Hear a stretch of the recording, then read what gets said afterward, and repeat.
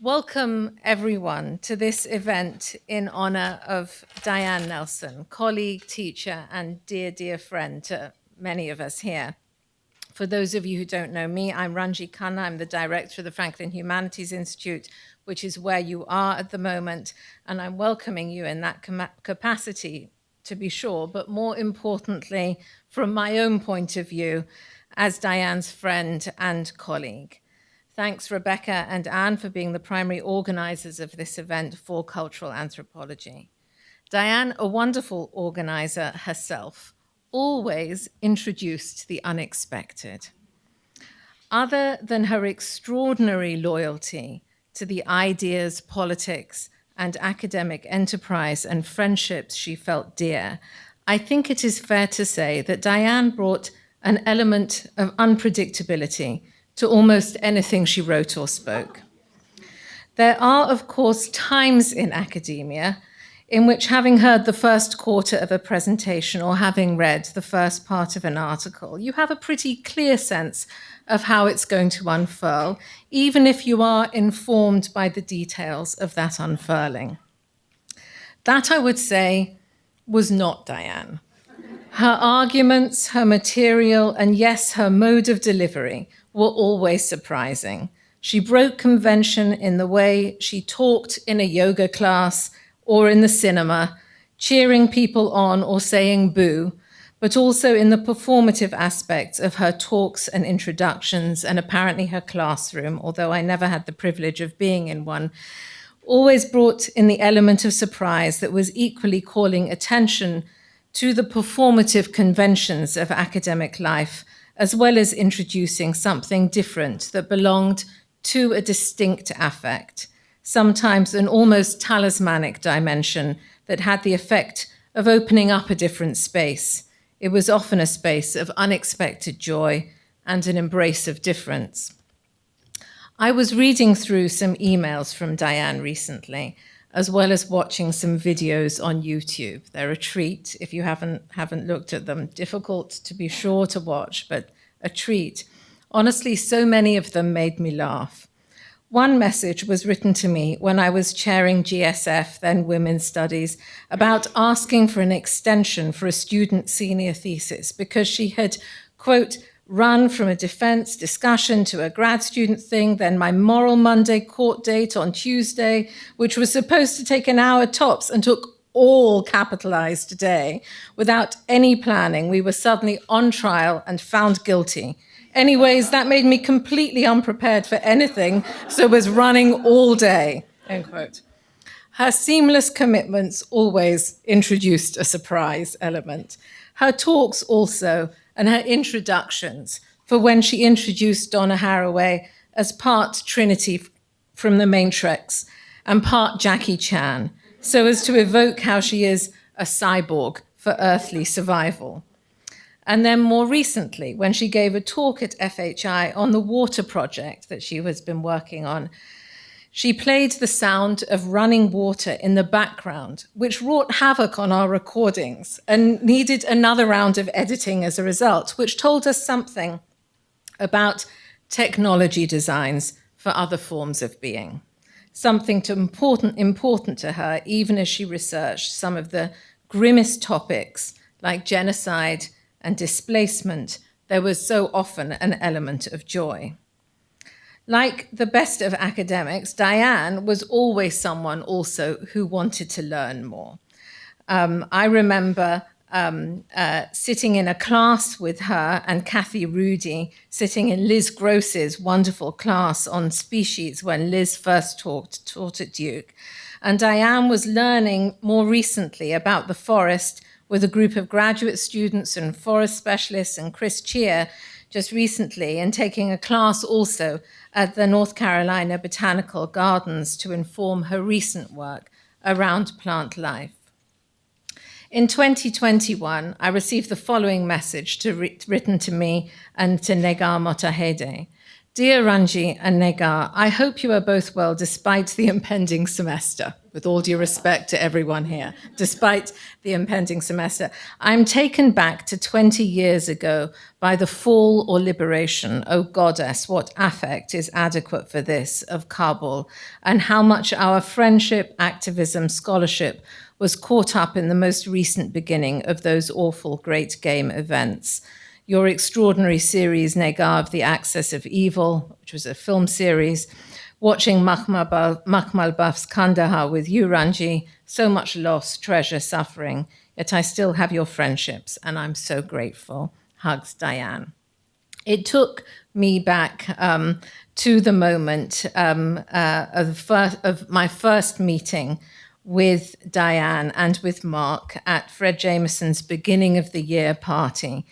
Of the teach-ins about Afghanistan and marches that we went on together and participated in those early years, and also the feminist groups that were always important to Diane, the reading group, FTI, or Feminism Transnational in the Transnationalism in the International, that Rob Sikorsky had sponsored for Robin Wiegman, then running Women's Studies, who invited Tina Kampt and myself to run. The feminist theory workshops that Diane was always present for and usually ran a seminar in. If I may end with an anecdote, another anecdote, I'm sorry, but let me please just spoil me for a moment. I had a really pretty horrendous pregnancy, which put me in hospital for a couple of months. And at the time, there was some question about whether the pregnancy would stick. And Diane came to visit me a couple of times, and she brought me a box of goodies. And in that box were all sorts of sticky items: sticky tape, sticky toffee, a magnetic Freud. I work on psychoanalysis, so a magnetic Freud to stick to things. Post-its, stickers of all sorts, even sticks to make sure that the pregnancy would stick.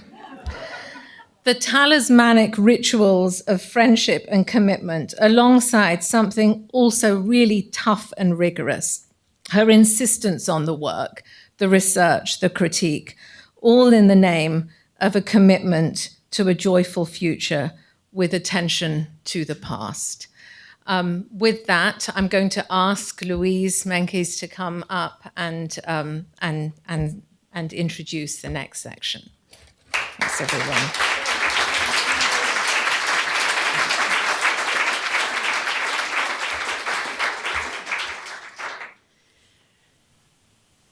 Hello, everyone. Yeah, it's very nice to be in a Diane room.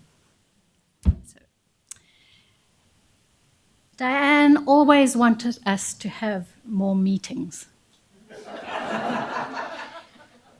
Not the kind of meetings in which we march through bullet points towards the front line. She wanted community gathered and grown through discussion, whether about anthropology's ideas, programmatic details, a particular student's progress, or labor equity, including support for student unionizing. More meetings, please. She also avidly celebrated her colleagues and our students' work. The last event she proposed and organized for us in November 2021 was a colloquium she titled Response Ability, Anthropology and Activism, in which 3 of our faculty and 3 graduate students discussed ways their activism engaged their anthropological thinking. I found it inspiring. So on behalf of the Department of Cultural Anthropology, I'm really pleased to welcome you all to a meeting for Diane and a celebration of her scholarship. May we have animated discussion, experiment with ideas, espouse positions, speak up for issues we care about, and gather pleasurably also around food and drink thereafter. To our departmental discussion and teaching profile, Diane added, of course, Central and Latin American expertise, and we could lean on her for knowledge about psychoanalytic genealogies as they intersected with anthropological ones. But she also had such an easy mobility across conversations, pivoting around the body, the politics of indigeneity, science and technology, and later riverine ecology, and further. I'll call her syllabi unique and daunting curiosities, or playful archives of her wicked knowledge. So you'll look them up on our department's website and use them. Find them on our In Memorial page. Diane had a knack of doing public thanks with wit and wordplay, and with wide-ranging appreciation. I can do the latter. So first, I'd like to thank my colleagues Anne Allison, Rebecca Stein, following on from Ranji's, for conceiving of today's event and for very generously and meticulously leading the organization of this event.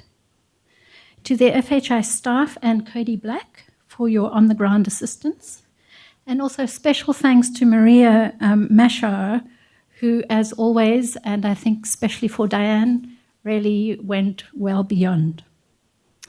Joe Hiller organized the readings we'll hear, and thank you to him too. To our co-sponsors, the Franklin Humanities Institute, Center for Latin American Studies, Romance Studies, Global Affairs, and the Trent Foundation, thank you. To colleagues, students, and co-workers, thank you for coming. To Diane's friends for joining us, virtually and in person, from near and far, and thereby bringing her scholarly and collaborative presence into the room. To Diane's family, for remembering her with us. We're honored to share a virtual space with you. And to Mark and Erika, special welcome and thanks for being here with us in the room. 2 invitations before I hand over to Joe.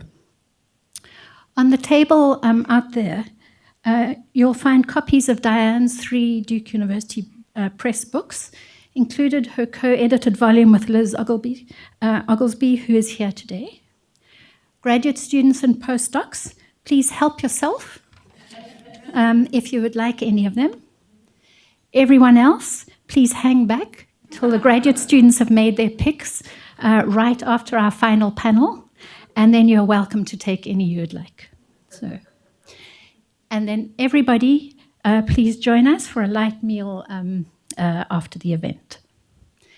So now let's make Diane's words audible. And for this, we turn to some of her former students. Thank you to Netta Van Vliet, Diana McLaughlin, Joe Hiller, Atia Ahmad, Netta Barr, Tamar Sharinian, and Jason Werner for selecting passages that resonate for you and reading them aloud. So Joe Hiller will take it from here. So over to you, Joe.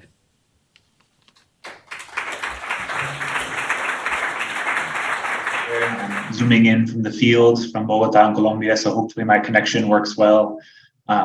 Wanted to introduce the 7 of us who will be reading. We're all primary advisees of Diane's, and I was really quite thrilled and charmed to learn that Netta Van Vliet went all the way back to 1996 as an undergrad working with Diane. So the time that we worked with her covers 27 years.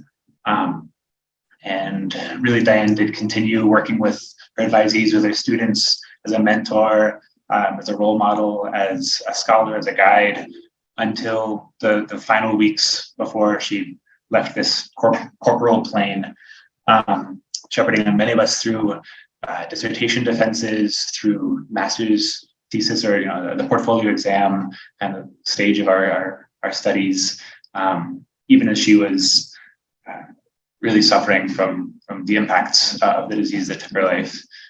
So it was astonishing to me how dedicated she remains until basically this time last year. So we'll all be reading some selections that we chose from her work. It's just short little sections. So unfortunately, we don't have too much time to reflect on what they mean, but as always, her writing is so resonant. So I think it conveys so much, and people have chosen such meaningful, impactful passages. I'm really excited to hear everybody read. So we're reading more or less chronologically through the time that the scholarship was published, and that brings us up into 2019 from back in 1996. And The first one to read will be Netta Van Vliet.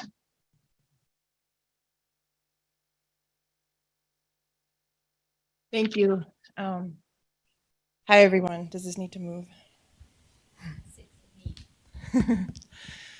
It's really wonderful to see so many familiar faces, many of whom I haven't seen in many years. So I'm just going to read what I have here to share with you all. My first encounter with Diane's writing is also one of my first memories of meeting her. It was at an undergraduate advising fair at Lewis and Clark College in Portland, Oregon in 1996. She was standing next to the cultural anthropology table, long, flaming red hair.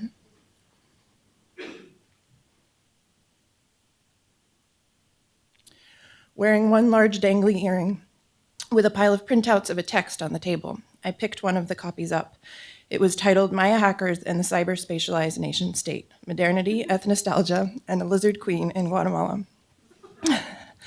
The title, then the article, then class after class, and conversation after conversation captivated my attention for a subsequent couple decades. In a moment, I'm going to read a passage from that article, but first I want to go briefly to Reckoning the Ends of War in Guatemala, a book that she wrote years later. There, Diane writes, quote, "The Spanish contar means both to count and to tell. Counting offers the soothing objectivity of the facts, ma'am, just the facts," a phrase that Diane often said that many of you probably heard her repeat in all kinds of contexts. But then why is it that one death is a tragedy, but 200,000 are just a statistic? One counts, but it is insufficient. It is telling, context, milieu, identities, and Diane, as she often did with her wordplay, hyphenates the word identities to emphasize the ties that make one death count. It is connections that articulate us, love that makes life grievable, end quote. Diane was a lizard queen, and she also was a queen of connections, making milieus and sharing in them with tremendous wit, love, and generosity. The context of her scholarship for me, and I think for many others who were her students, was not only her many publications, but also the breadth and depth with which she shared the process of her work and connected its varied elements. Her writing, her field research, her professional presentations, her protest, her preparation, her demonstration, on the streets, in the plazas, in the classroom, from her day-to-day labor that informed her teaching. She was invested, committed, incredibly generous, playful, insistent, incisive, earnest, curious, and persistent. She enthralled us, exemplified, dazzled, and memorized. She reckoned and took account, and though I could go on, since the minutes we have here today to recount and commemorate are limited, I'm going to read now from the beginning of Maya Hackers and the Cyber-Spatialized Nation State, Modernity, Ethnostalgia, and a Lizard Queen in Guatemala, which was published the year that I found it at that advising fair in 1996 in Cultural Anthropology. So Diane starts, "I'm going to jack you into this piece with a third world arrival scene. It is 1985 in Nebaj, Guatemala, under a military government. I am on my first research trip investigating the effects of civil war on highland indigenous communities. Guatemala's population is about one-half indigenous, and Nebaj is famous for its traditionalism. Most women and many men wear the hand-woven clothing distinctive to the town. The civil religious cargo system functions, and the yearly titular festival is intensely colorful, with saints' processions, fireworks, the dance of the conquest, and all-night revelry. Daykeepers still practice their craft, giving readings of the present based on the Mayan calendar. In other words, the town offered all of the exoticism my recently conferred BA in anthropology had incited me to desire. Nebaj, however, had also been one of the towns hardest hit by the government's high and low-tech counter-insurgency campaign, which leveled all 26 surrounding villages and had killed some 70,000 Guatemalans in the preceding 7 years. In addition to dancers, weavers, and shamans, Nebaj was also a town of refugees, survivors, and soldiers when I arrived. In 1985, the journey to Nebaj took 12 hours in an extremely cramped Bluebird school bus. There were 12 people in my row, groaning its way over the spine of the Cuchumatanes Mountains to finally drop down into the remote valley, centered on its colonial-era church. After that ride, while I was walking around the garrison town to stretch my legs a bit, a group of children surrounded me, inquiring if I would buy stuff or wanted my shoes shined. They asked me my name, and I said, "Diana." And then they all started yelling, "Queen of the Lizards, Queen of the Lizards." I was confounded. I knew this town had been strongly pro-guerrilla, and I wondered if the kids, in calling the gringa a lizard, were displaying the effects of anti-imperialist education imbibed while the town was liberated. On the contrary, it turns out they had been sneaking into the cantina housing the town's one television in order to watch a US science fiction series called V. The show dealt with the arrival on Earth of an advanced and apparently benevolent group of aliens who promise all sorts of techie wonders as well as world peace. Most humans willingly accept their offerings and presents. Only a small group of hardy souls realize they are actually lizards disguised as humans, on Earth to rape and pillage her natural resources, including harvesting humans for snacks back home. Those who are not duped fight a valiant guerrilla struggle against both their own kind, who refuse to see the exploitative relationship they have entered, and the lizard aliens led by their queen, Diana.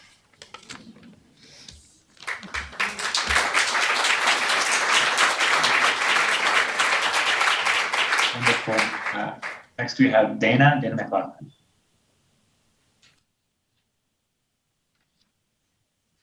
Hi, everyone. So I'm going to share an excerpt from Diane's Anthropology of the State syllabus. The state, site of the recognition that produces us as rights bearers, as citizen, even human, lawgiver, dispenser of justice and right to life, our collective consciousness. The state, site of domination, power over death, the sovereign that can kill with no reprisals. The state, shield against the chaotic power of the market. The state, nothing but the market and bourgeois interests veiled in the empty democratic rituals of voting. The state, source of genocidal violence, settler logics, enslavement, racialization. The state, patriarchal power par excellence. The state, vulnerable, at risk, beset by the rankest illiberalism on all sides. This course embarks from these tense relations of stasis and ecstasis that marks the simultaneously banal and quotidian functioning of the state and its excessive murderous fascination, as well as its possible emptiness and failure. Drawing from ethnography, film, and liberal, materialist, feminist, anti-racist, queer, and post-colonial interventions, we will explore state formation in relation to subjectivity. And a small portion from Reckoning, the cheat sheet on assumptions. What happens when you assume? You make an ass out of you and me.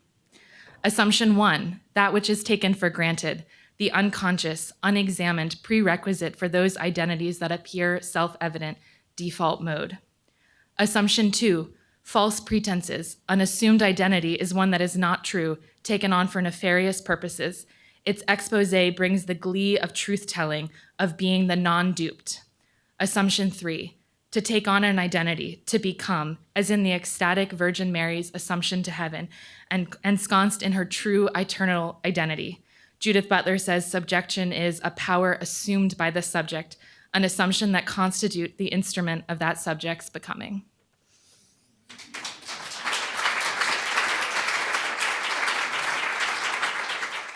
Now I'm going to read a little section from Reckoning as well, published in 2009 in English, The Ends of War in Guatemala. And it just came out in the fall with a wonderful Spanish translation called Saldando Cuentas, Guatemala, el fin y los fines de la guerra, which is for any Spanish speakers out there. It's so fun to read the translation of some of Diane's wordplay and puns and thoughtfulness with language into Spanish. It's so cool. So this is from chapter 3, a chapter titled Horror Special Effects, and a subsection called Real, R-E-A-L, and Real, R-E-E-L, Horror. Horror movies are popular in Guatemala in the sense that lots of people watch them. And I will argue that they may supplement the preservation of memory by making certain forms of the popular or collective, both bodily experience and collaboration, central to their form and content. In Guatemala, where the war is officially over, but peace is still a process, where you're never sure which innocent-looking face hides a serial murderer, where survival is never assured, and violent sequels constantly threaten, horror films, along with the reports, monuments, altars, and artworks I've mentioned, may serve as tools or weapons. I'll start in 2 places to try to convince you that horror films are good to think with. One is a small hotel in Zone 1, Guatemala City, that catered to international solidarity travelers and was run by Conavigua, one of the most daring challengers of military impunity. The young people who cooked for and cleaned up after the foreigners were all in the guerrilla forces and had been demobilized in 1997. Some of them had been, quote, in the mountains since they were 12 or 13, and now in 1998, at 19 or 22, were struggling to complete primary school while working long hours at the hotel and trying to continue their radical politics. The anthropologist was hanging out with them in the common room one evening as they watched television. A horror movie with really gruesome special effects was on. The squeamish anthropologist begged to change the channel, and during a commercial break, they surfed through Mexican comedies, dubbed US sitcoms, music videos, and news programs available, but nothing else interested the young people, and they returned to the horror film. They watched it with relish, and several sutured intensely and kinesthetically, crying out when a character was killed, jumping in their seats when something unexpected happened. The anthropologist wondered, as the film's body count rose, what was going on. She knew these young people had lost members of their family to army violence and had probably seen or enacted very similar things during the war. She sat in agony, hating the film, disgusted at the cheap and obvious special effects, assuming she'd stir up painful old memories if she had acquired, but too puzzled to stay quiet. He finally blurted out, "How can you watch this?" One of the young men replied, "This is what happened in our country. We have to watch this so we don't forget." Horror films are also popular in Sexta Avenida. This is the main drag of downtown Guatemala City, where so much violence, resistance, and now memorialization has occurred. This is where on New Year's Eve 1997, the beginning of the post-war was celebrated. Sexta also leads to the National Archives, where history, which is not quite the same as memory, is cataloged and stored. And palimpsested with all this is the Sexta Avenida that is home to Cannibal Holocaust, Texas Chainsaw Massacre, Thrill Killers, Evil Dead, Hell Night, The Haunting, and Scream, parts 1, 2, and 3, among many, many others. I'm skip ahead for time, but she describes the tens of screens are dedicated to playing horror films and pornography, the bootleg horror DVDs for sale, the screenings of horror films in the Highlands. She asks how, in this moment of the post-war, could theaters be flooded with people paying to watch this real REEL violence? Further on, she writes, borrowing a horror film scenario from Texas Chainsaw Massacre, I suggest that popular memory, like all assumptions of identity, is rendered. In a rendering plant, bodies are torn up and made useful, as when dead animals are made into glue, dog chow, or jello. Similarly, it takes work or labor to dis and remember, to fix, in the sense of creating a particular meaning, dead and injured bodies. In Laturian language, this is memory in action. In turn, the struggles to rend meaning from the cuts of violence and trauma are always inspired by the hope of fixing, in the sense of repairing. But the desire to fix and hold still sits uneasily with rendering's mobility and slipperiness. It is in constant flux, a fiction rather than a fix. This process identity may be as adequately represented in schlock horror films, with their filmic special effects, kinesthetic affect, and shifting identifications among victims and perpetrator, as in some other forms of commemoration. To wrap up, just a short paragraph from the section just before this chapter called Intertext 2, Commemoration and Collaboration, Screening and Screaming.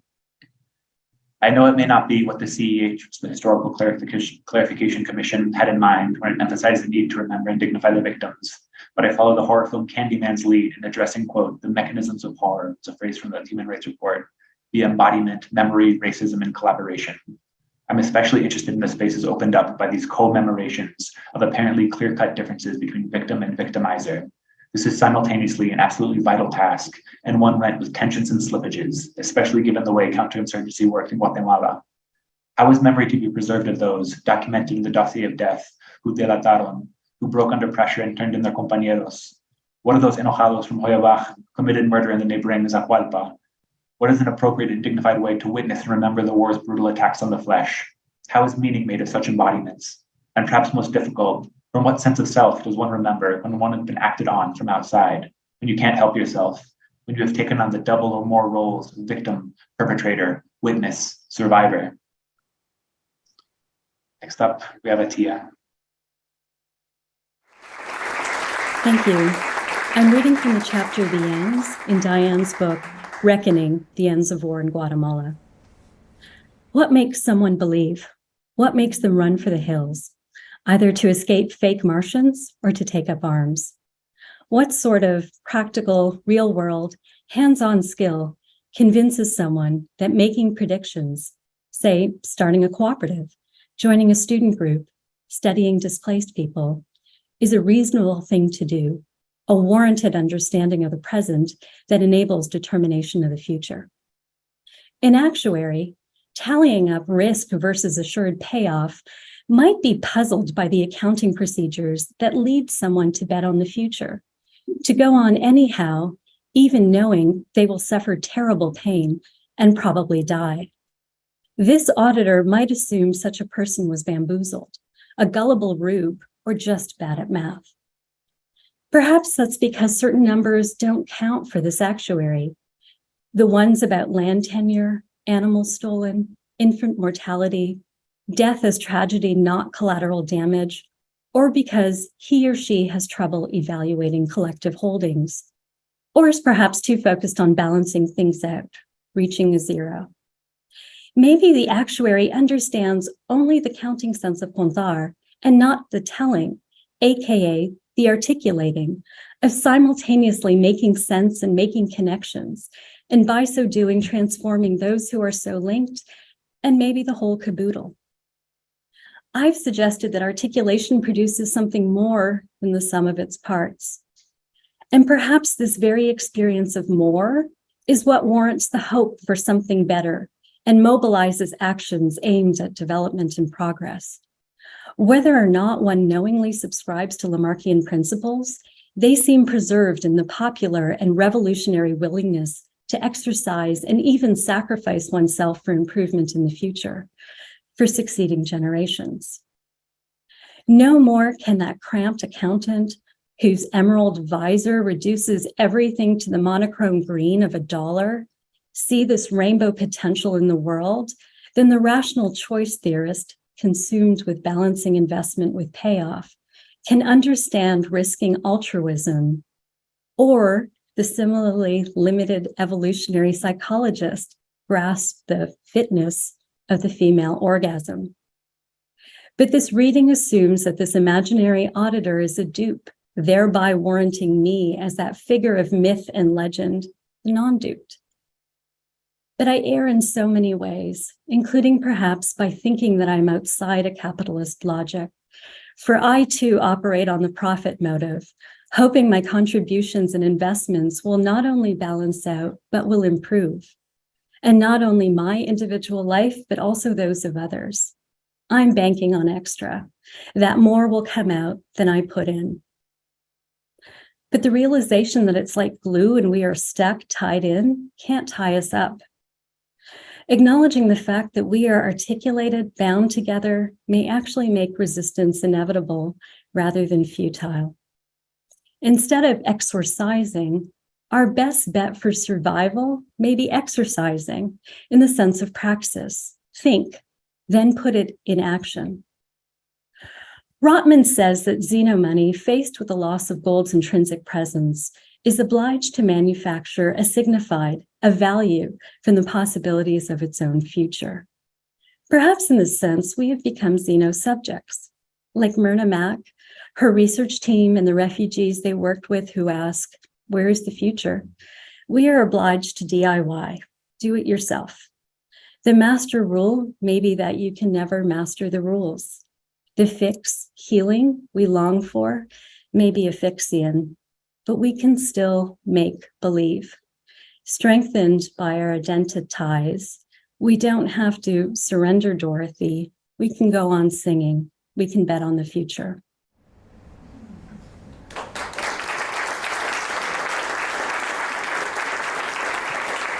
There's Jason, last person in person.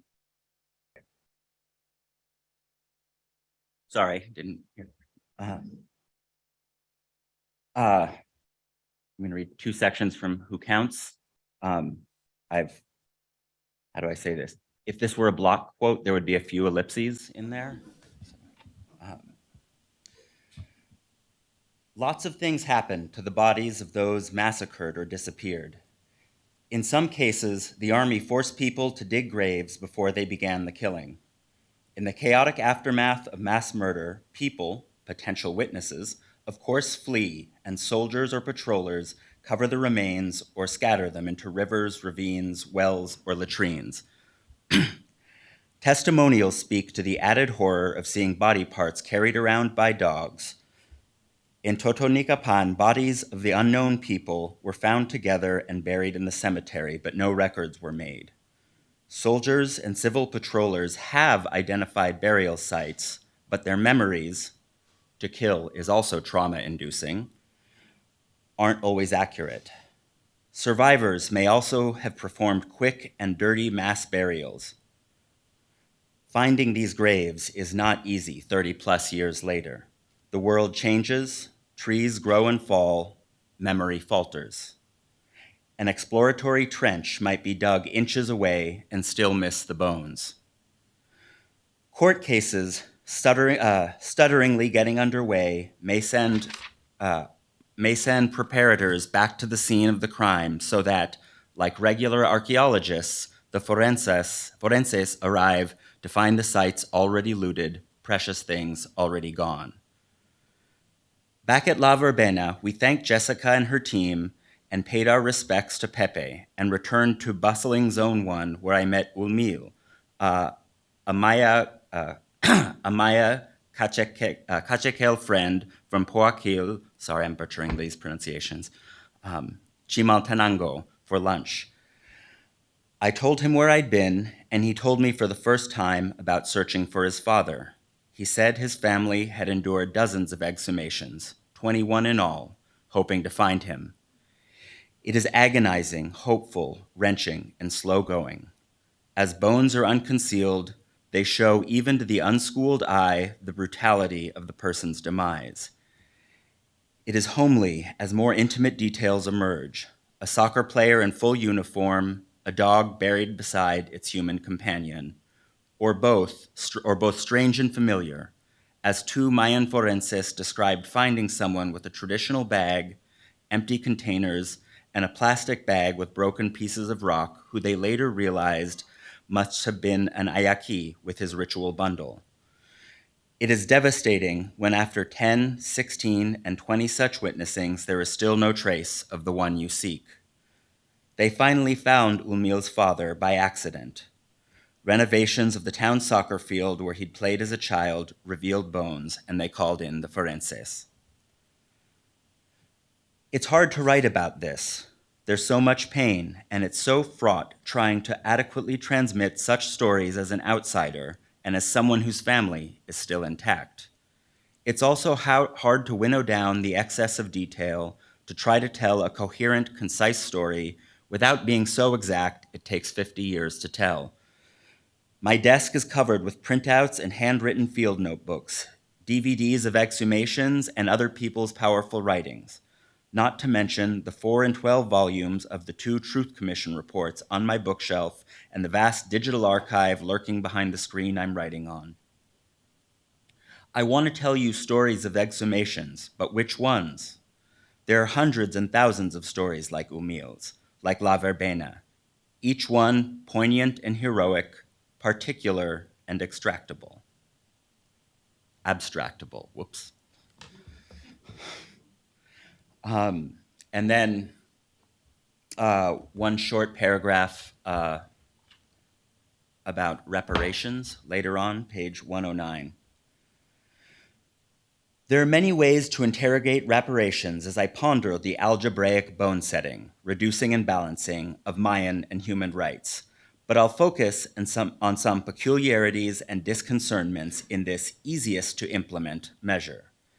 And as with number, rather than assume the warm, qualitative, singular, mysterious, special, human is incommensurable with the cold, quantitative, aggregate, transparent, general, i.e. profane money, human does not equal money, human does not equal number, I'll suggest that neither side of the equation is so clear-cut and may be in much closer relation than the does not equal would suggest, because that's what general equivalents do.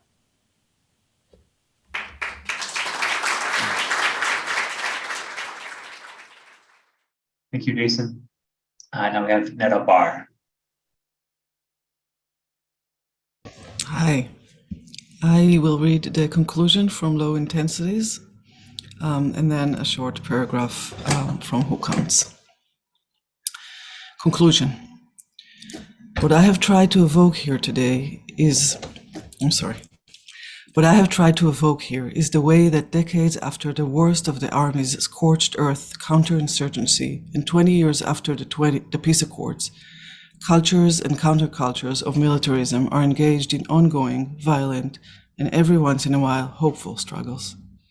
The war in Guatemala may count as only low intensity for US military planners, but they have used its lessons in their manuals for occupying the Middle East and elsewhere.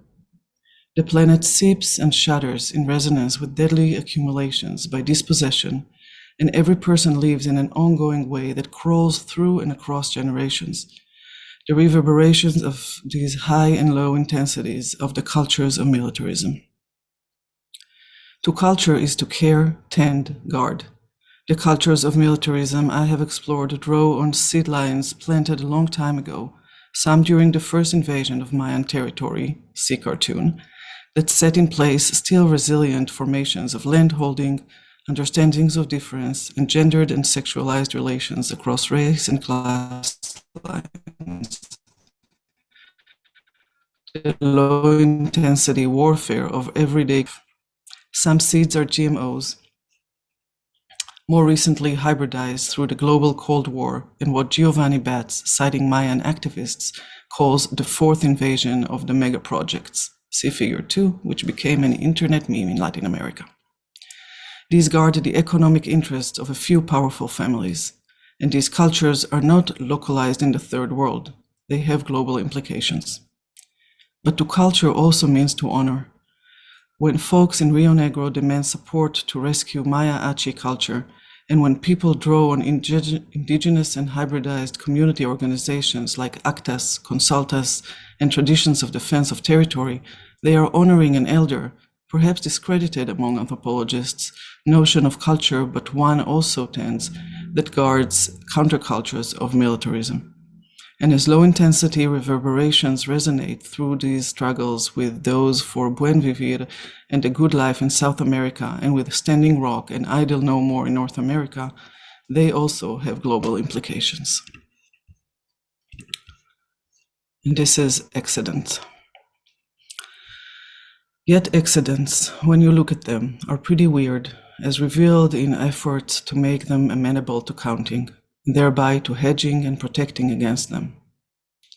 If it's you whose daily commute is suddenly shattered by a car crash, or you whose quotidian labors are disrupted by the mine cave-in, it's a seismic shock, a violent flinging into emergency time, a cosmic unmooring from the mundane.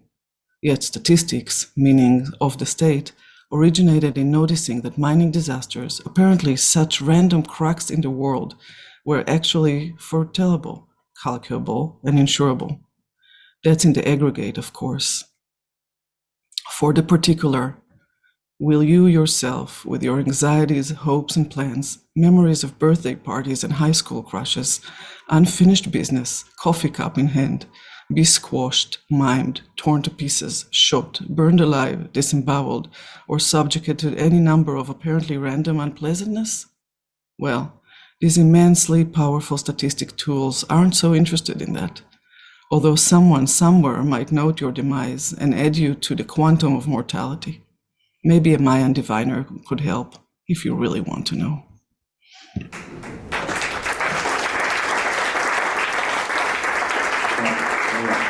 Maybe section.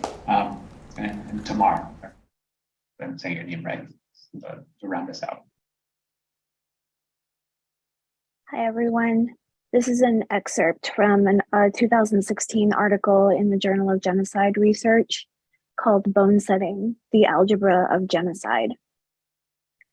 Algebra promises balance, carrying along the assumptions and promises of double-entry bookkeeping, that most modern mode of counting, to mean objective and truthful as well as justice, that a wrong has been righted. The cancellation of like terms on opposite sides of the equation. The enormous efforts I have been describing aim to count as one step in producing an equation that can then be balanced. A child or parent returned, or at least their remains, a victim redeemed, a perpetrator punished. So an algebra of human rights might be thought of as adding value to one side of the equation, so that through the slow production of a global apparatus in which the human comes to act as a general equivalent, a dead Maya will count as much as a dead Ladino or white, a poor person as much as a rich one, a woman as much as a man. But the military state's algebra of subversion made everyone seen as a threat into part of the mass, and it is as a heap that the Maya and non-indigenous bones lie in La Verbena and other mass graves. This is a form of relating that the setting of international genocide law is not yet equipped to do. For example, the power of a genocide ruling based only in race, non-indigenous versus Maya, might miss the importance of political commitment and solidarity, and the way Ladinos and mestizos are not quite white, in unbalancing such a binary, both during the war and in its aftermath. Yet it is only as heaps of bones that indigenous and others struggling for social justice and economic equality commingle. The trial itself was both product and producer of promising cross-ethnic relationalities between survivors and allies. Summing up, numbers are both object of sense and the product of elaboration, emerging new and transformed via calculation, something we also find in the enchantments of aggregation so beautifully evoked in those odd words that mark groups of beings, an unkindness of ravens, a pride of lions, an exaltation of larks. Singles melt into a plurality that in turn merges into an uncanny singularity, sums greater than their parts, outcomes to formulas that are not quite containable by calculating procedures. An algorithm is a procedure or formula for solving a problem. Sometimes very complicated ones can do quite magical things, like derivatives creating trillions of dollars out of nothing. And similar to aggregates, like a murder of crows, a necromantic algorithm can merge quantity, 1.5 million Armenians, 6 million Jews, 200,000 Guatemalans, 800,000 Tutsi and Hutu sympathizers, into a quality via that 20th century neologism, genocide.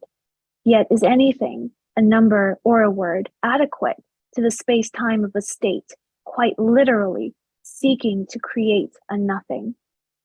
Perhaps this is Kant's mathematical sublime, what we feel when we are confronted with something that is so large that it overwhelms imagination's capacity to comprehend it, the very inadequacy of our faculty for estimating the magnitude of things in the sensible world.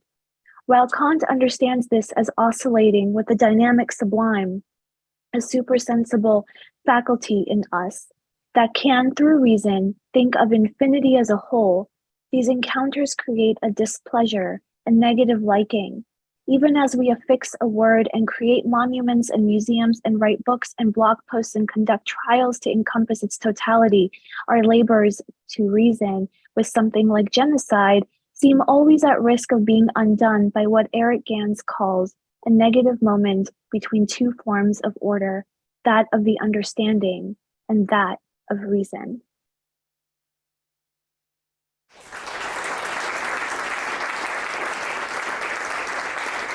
Everyone, advisees for your readings and selections. It's really nice to see the faces of those I can see here and to know a little bit more about the lineage that I'm so privileged and honored to be a part of as one of Diane's advisees. And that concludes our section of the program.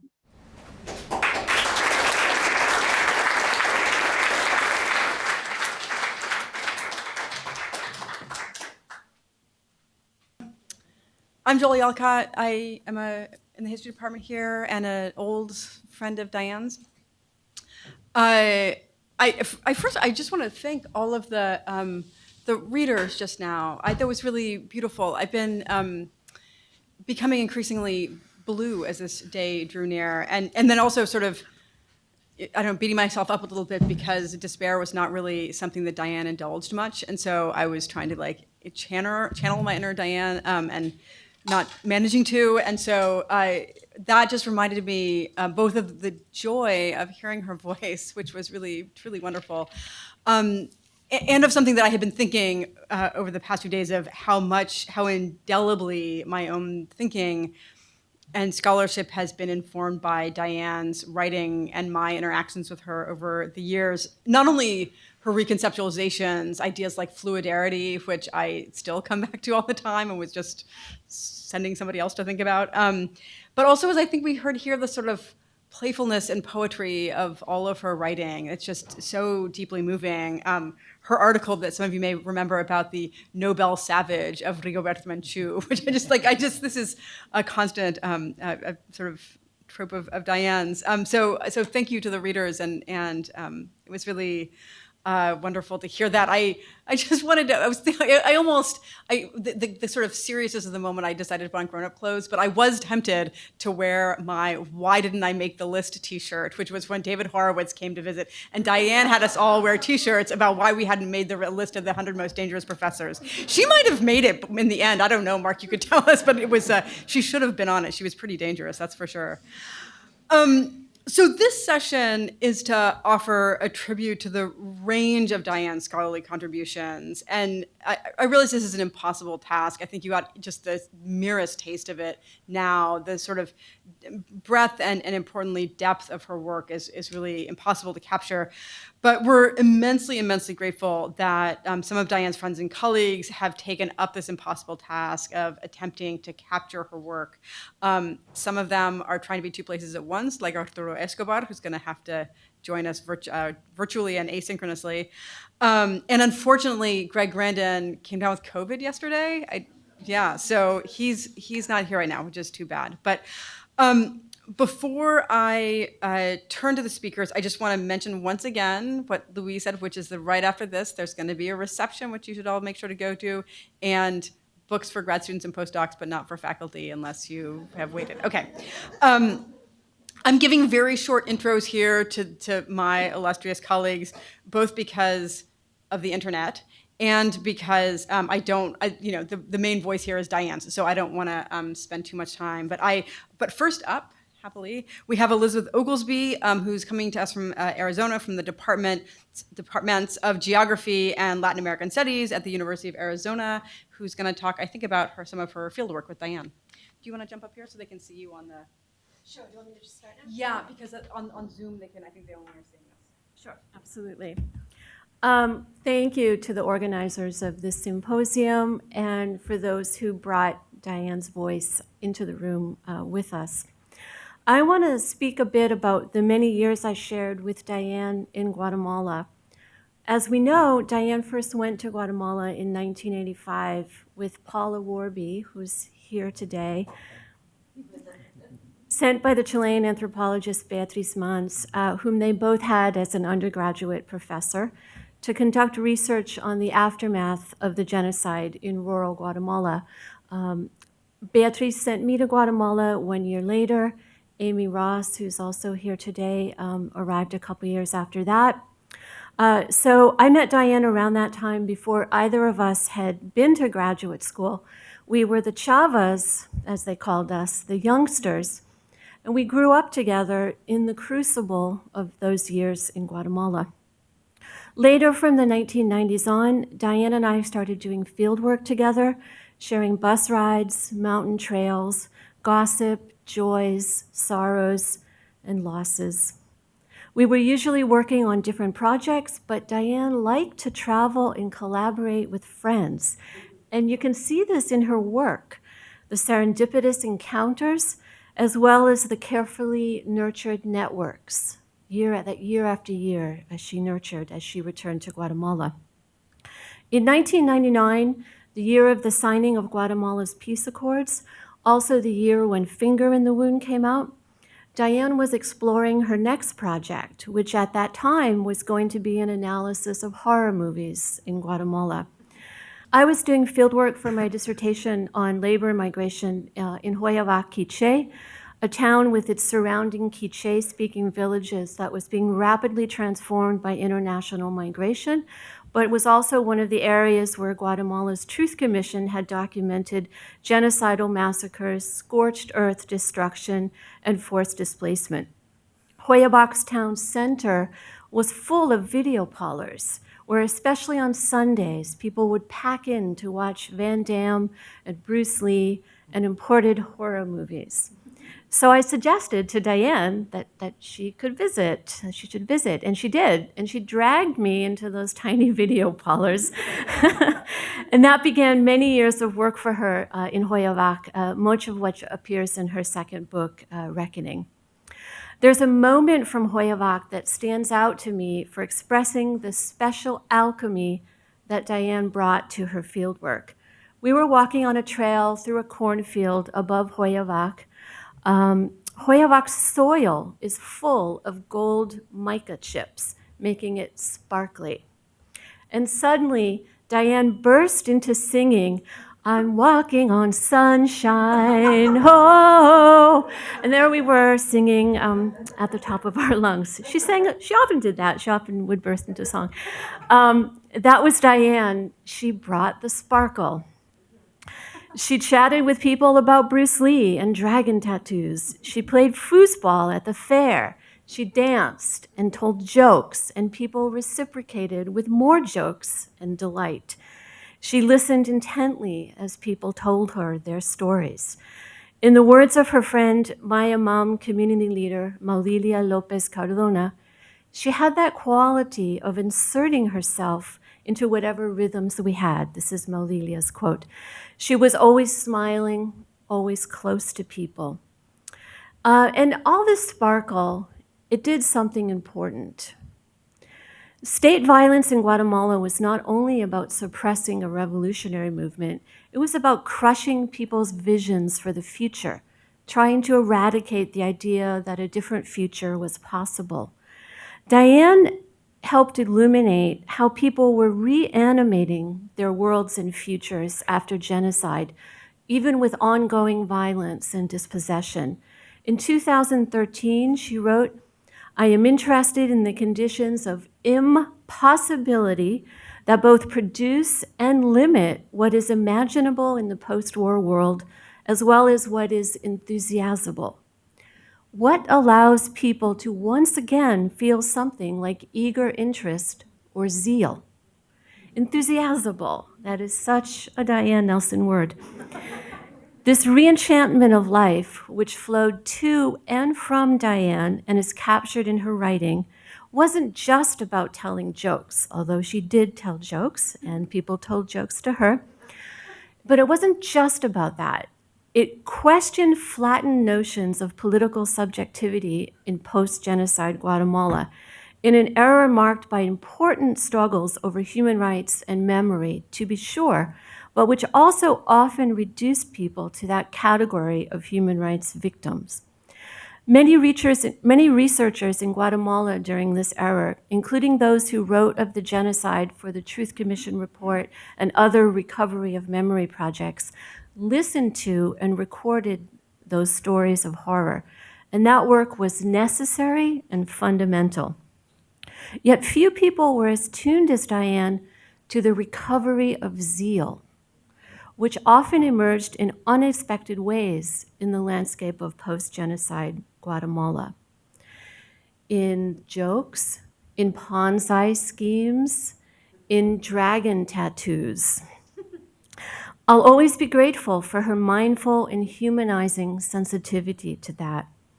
And I recognize that bringing and defending joy, always but especially in that time and place, entailed a special kind of work and emotional energy and commitment that she gave.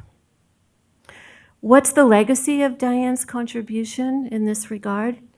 Few of us, perhaps, can bring such theatricality to our work. But we can take forward Diane's defense of joy, a commitment that was at once methodological, intellectual, political, and deeply empathetic. Thank you.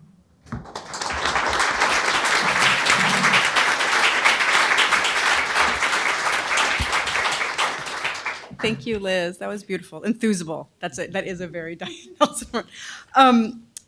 Next up, I want to welcome all the way from Guatemala, Alejandro Manuel Flores Aguilar, who is from the Humanities faculty at the Universidad Rafael Landívar in Guatemala City.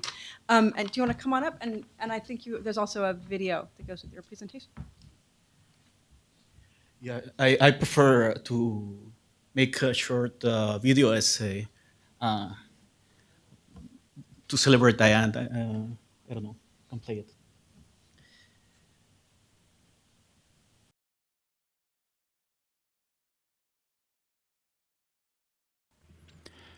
It is most likely that it was during the second half of 2007.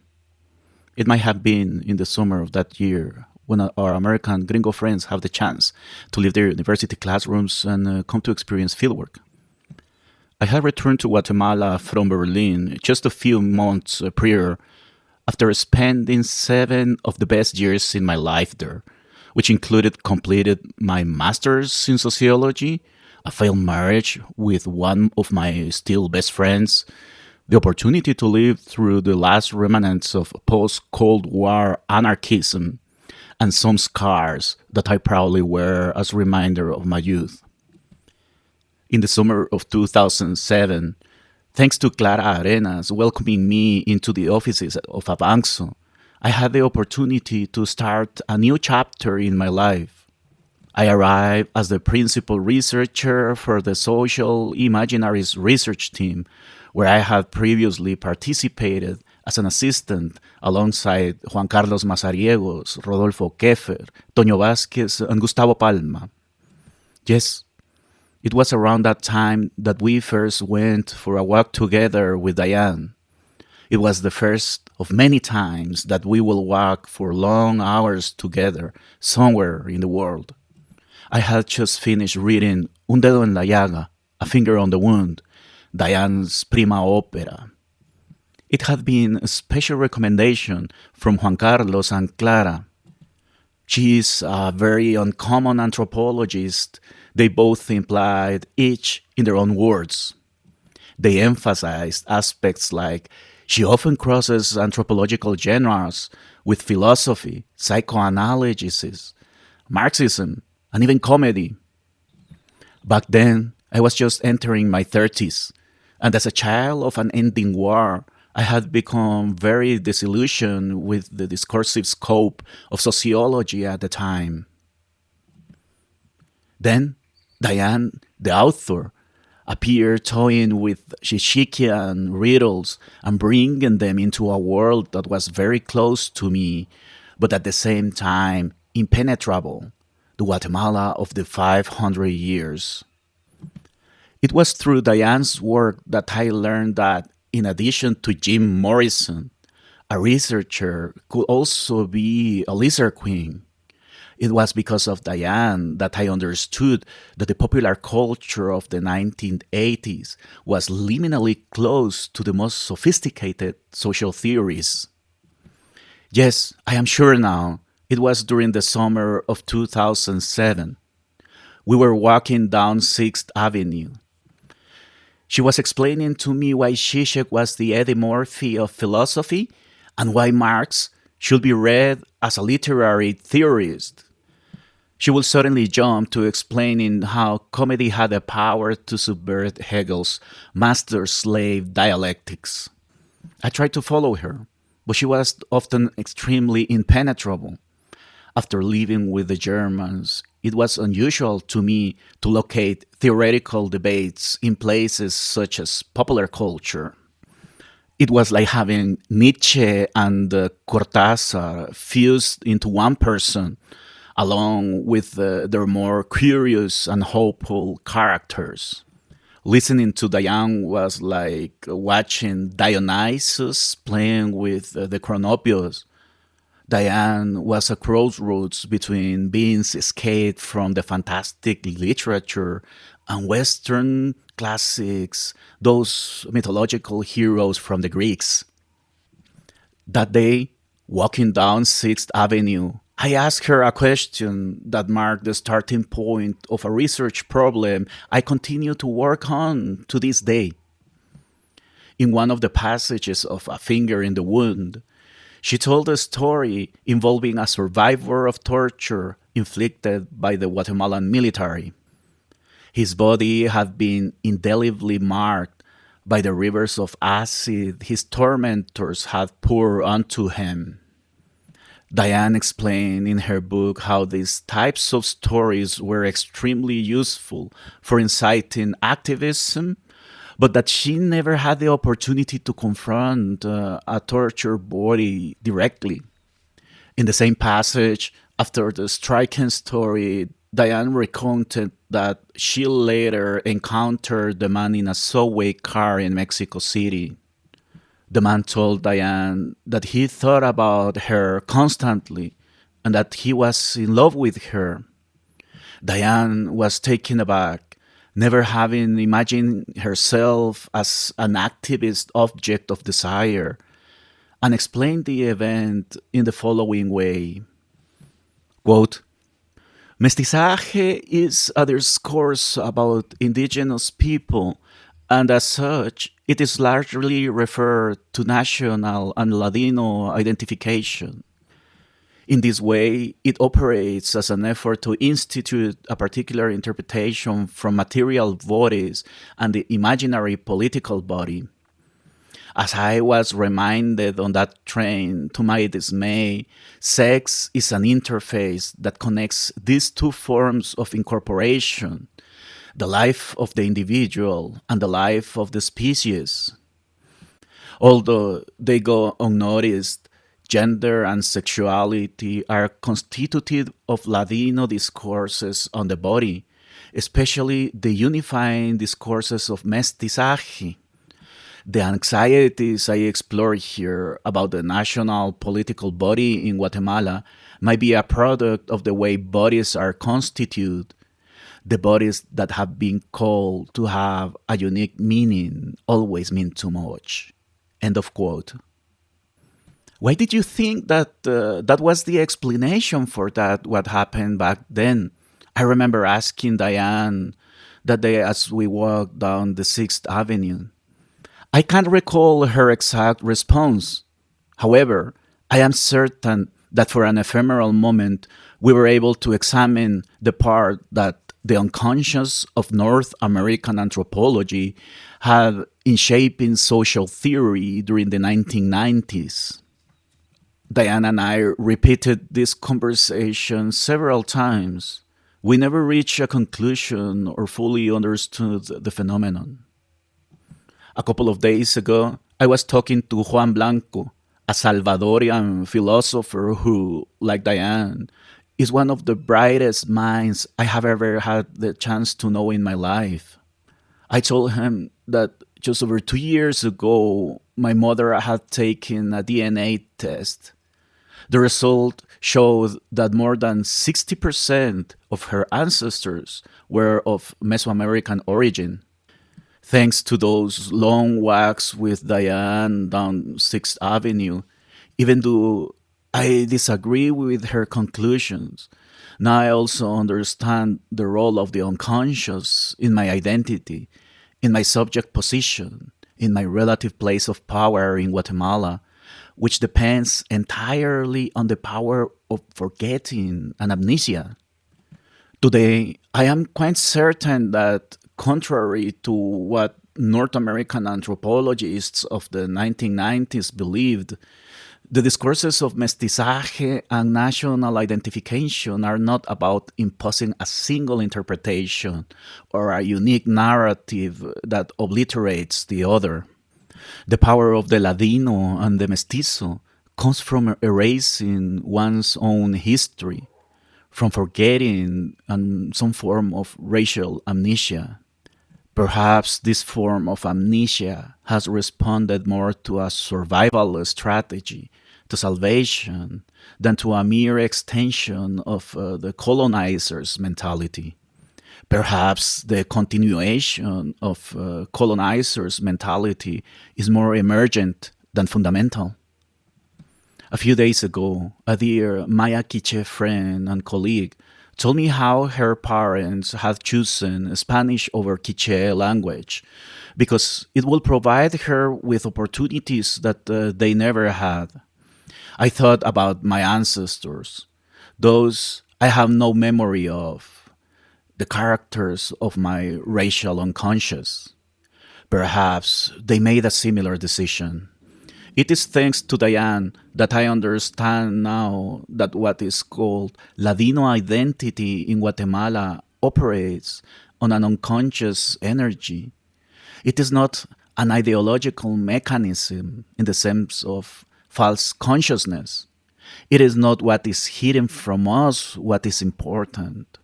What is fundamental is what we forgot, but still remains present there where we are yet. What remains from the unconscious of the anthropology of the 90s? That is a big question. I wish I had another chance to talk to Diane about this again, walking down the 6th Avenue.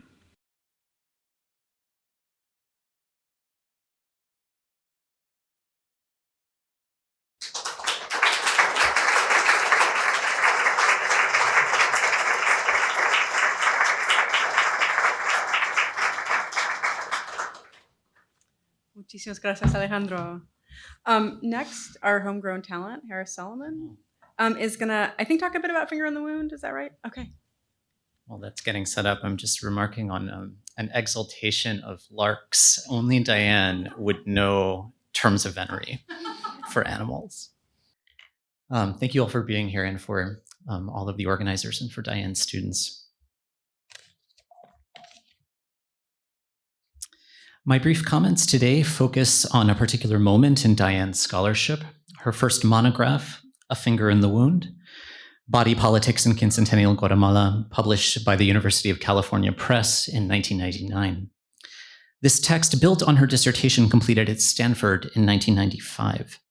A few minutes can do so little justice to this incomparably brilliant text, so I will focus on Diane as an ethnographic theorist and on a figure of thought in Diane's scholarship, that of the wound.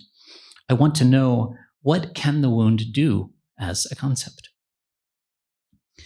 I am drawn to this question following a provocation by Veena Das in her book, Textures of the Ordinary. Das examines how concepts emerge in relation to ethnographic fieldwork. She asks, what if we thought of the way anthropologists engage fieldwork and their respective intellectual milieus as of constituting a form of life within which concepts arise?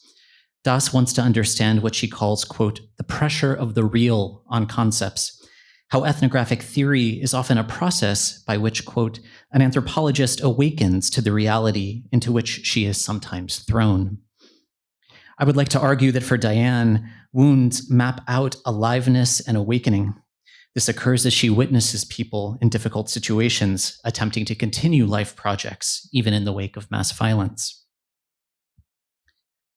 For Diane, a wound is relational. A wound is also semiomaterial. It is intimate. It is an intimate event. It is an intimate artifact. Its intimacy is at once internal to the ethnographic scene and external to the world beyond that scene. Consider the very first sentence of the book. She writes, in interviews, Guatemalans speak of their nation as a wounded body, that it is a finger in the wound, un dedo en la llaga, suggesting that attempts to address ethnic difference are painful proddings, irritating interventions. This metaphor suggests that the wound afflicts the body politic, a nation that exists but is not whole or complete. She later explains that wounds are tricky. Sometimes wounds seem obvious, right there on the body. Yet other times they are shape-shifting and fickle. After all, she notes, in our common sense notion about bodies, they are the most material of things, the most tactile and visually present aspects of ourselves and others. Like hieroglyphs, they seem the most readable of signs, but also like hieroglyphs, they may be indecipherable. For Diane, wounds are the stuff of lively theory. This tension between the decipherable and the indecipherable permeates the book. Diane, the gringa among the Maya, wants people's wounds to narrate history and politics, and sometimes they do. But sometimes her interlocutors tell her that she's flat out wrong or barking up the wrong tree. At every step in A Finger in the Wound, Diane is relentlessly self-aware about how concepts can be vulnerable to the real. This is because for her, ethnographic theory and ethnographic method are mutually fragile. Her courage to be intellectually vulnerable is, in my own opinion, simply unparalleled. Her approach to what I think of as vulnerable theory, underlies how the book masterfully, or as Diane might say, mistressfully, conceptualizes what she called the orthopedic functions of the state. By orthopedics, drawing on Foucault, but doing far more, Diane argues that political agency is bound up in both asserting and denying bodily harms. This idea resonated widely in cultural anthropology. It emerged in a moment in the late 1990s and early 2000s when the discipline turned its attention to the body as a site of power. But one of Diane's interventions was to insist that bodies as such were never blank slates. Bodies and their wounds were one and the same. Bodies and injuries could not be thought apart. Indeed, we see the vulnerable theory of woundedness on every page of the book. Diane learns, as you've heard, that she is regarded as the lizard queen by a Mayan community. But instead of dismissing this joke, she embodies it. She ponders how monstrous body mythologies constitute a form of political assertion. In another chapter, as Alejandro talked about, she recounts being in Mexico City and seeing a Guatemalan exile with a limb amputation on a subway. She had interviewed him earlier about torture, but now there is a frame shift in the ethnography. She sees his amputation up close and in public, and she realizes that encounters with wounds as the grounds of ethnographic thinking can be meaningful beyond a given human rights-oriented evidentiary truth frame. Diane's vulnerable to the world concepts, such as wounded orthopedics, would guide her thinking about prosthesis, such as she did in her landmark article in Cultural Anthropology.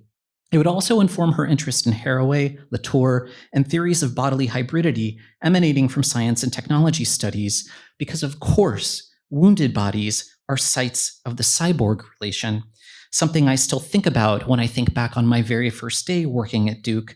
When Diane came into my office on the first day of classes to wish me good luck, she was on her way to hers, cyborgs dressed in a white laboratory coat with a hidden packet of blood underneath her arm so that it would be extra fun for the students when she jammed a frayed cord from a metal black box into the pocket to teach about actor network theory.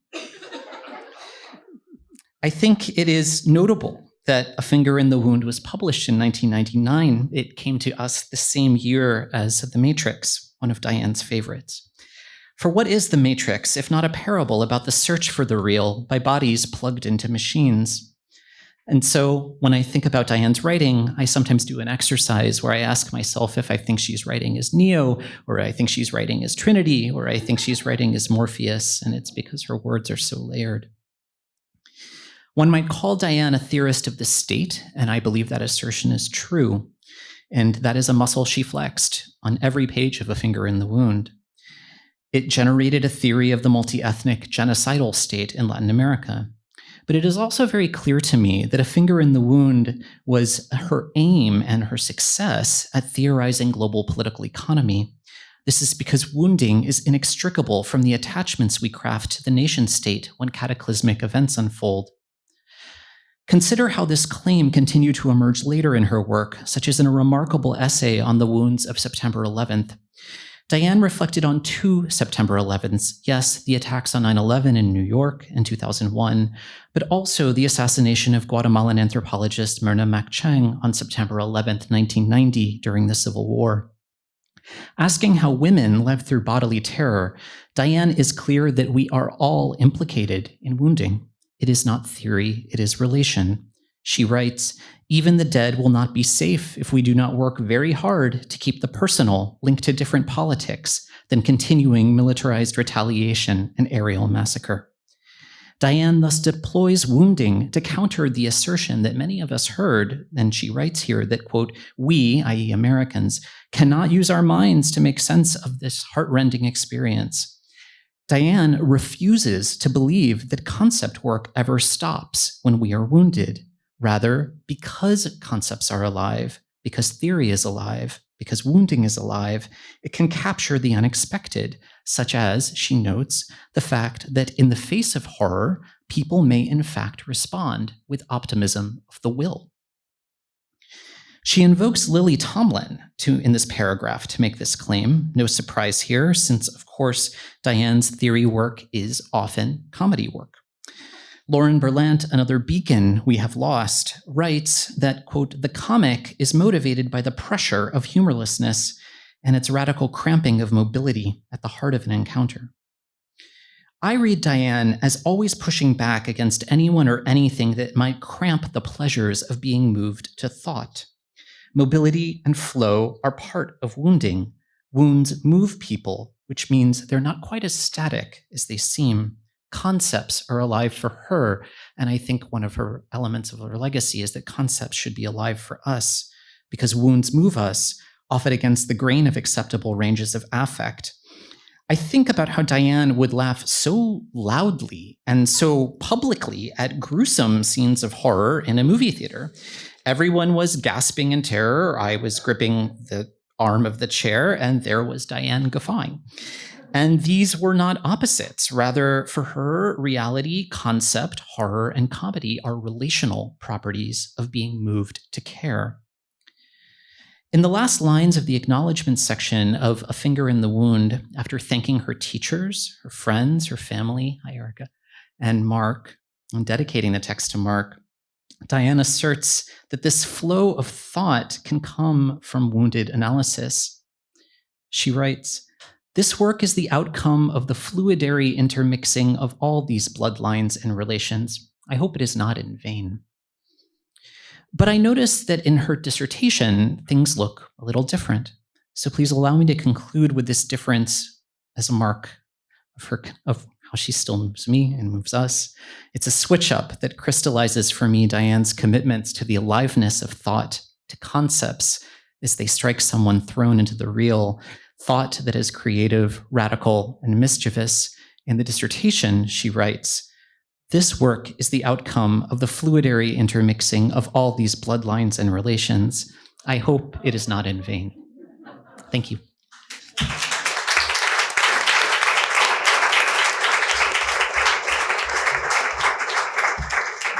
Oh, thank you, Harris. So what we wanted to do, Harris was the first of what we imagined as a kind of tribute to the Genocide trilogy. So Carlota McAllister, who's going to talk, I think we did a lot of Reckoning before, so a little of Reckoning, and then some of there were co-authoring, and is here from the Faculty of Environmental and Urban Change at York University. So thank you, Carlota.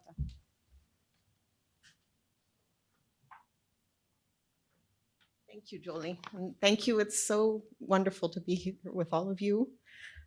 So many loving, familiar faces in this crowd. What a challenge you've given us, Julie. We were asked to speak about Diane's work rather than our relationships with Diane in this event. Many of us have already spoken about these relationships, both intimately and publicly. But I, for one, find it almost impossible to disentangle Diane from her work, and vice versa. Like many of you here, I had the joy of working with Diane over many years. But while that work often generated written and spoken words, a generous rush of them on her part, a stingier meeting out on mine, it also always overflowed these containers. Being in her company, gossiping with her, walking with her, sharing a hotel room with her, even struggling with her occasional bouts of big sister bossiness, always felt urgent, propelled by the desire to know things more deeply and hold them up for thought and remaking. Diane was fully committed to encounters that could transform all participants. And that worlding imperative, constantly put into practice, was her work as much as the writing and teaching that we've gathered here to celebrate. In that sense, almost everyone Diane met ended up working with her, which was one of the things I think that made her so incredibly engaging and makes her loss so keenly felt. So what I want to talk about today, not Reckoning, sorry, we've gotten a lot of Reckoning, is how I think this work was changing of late.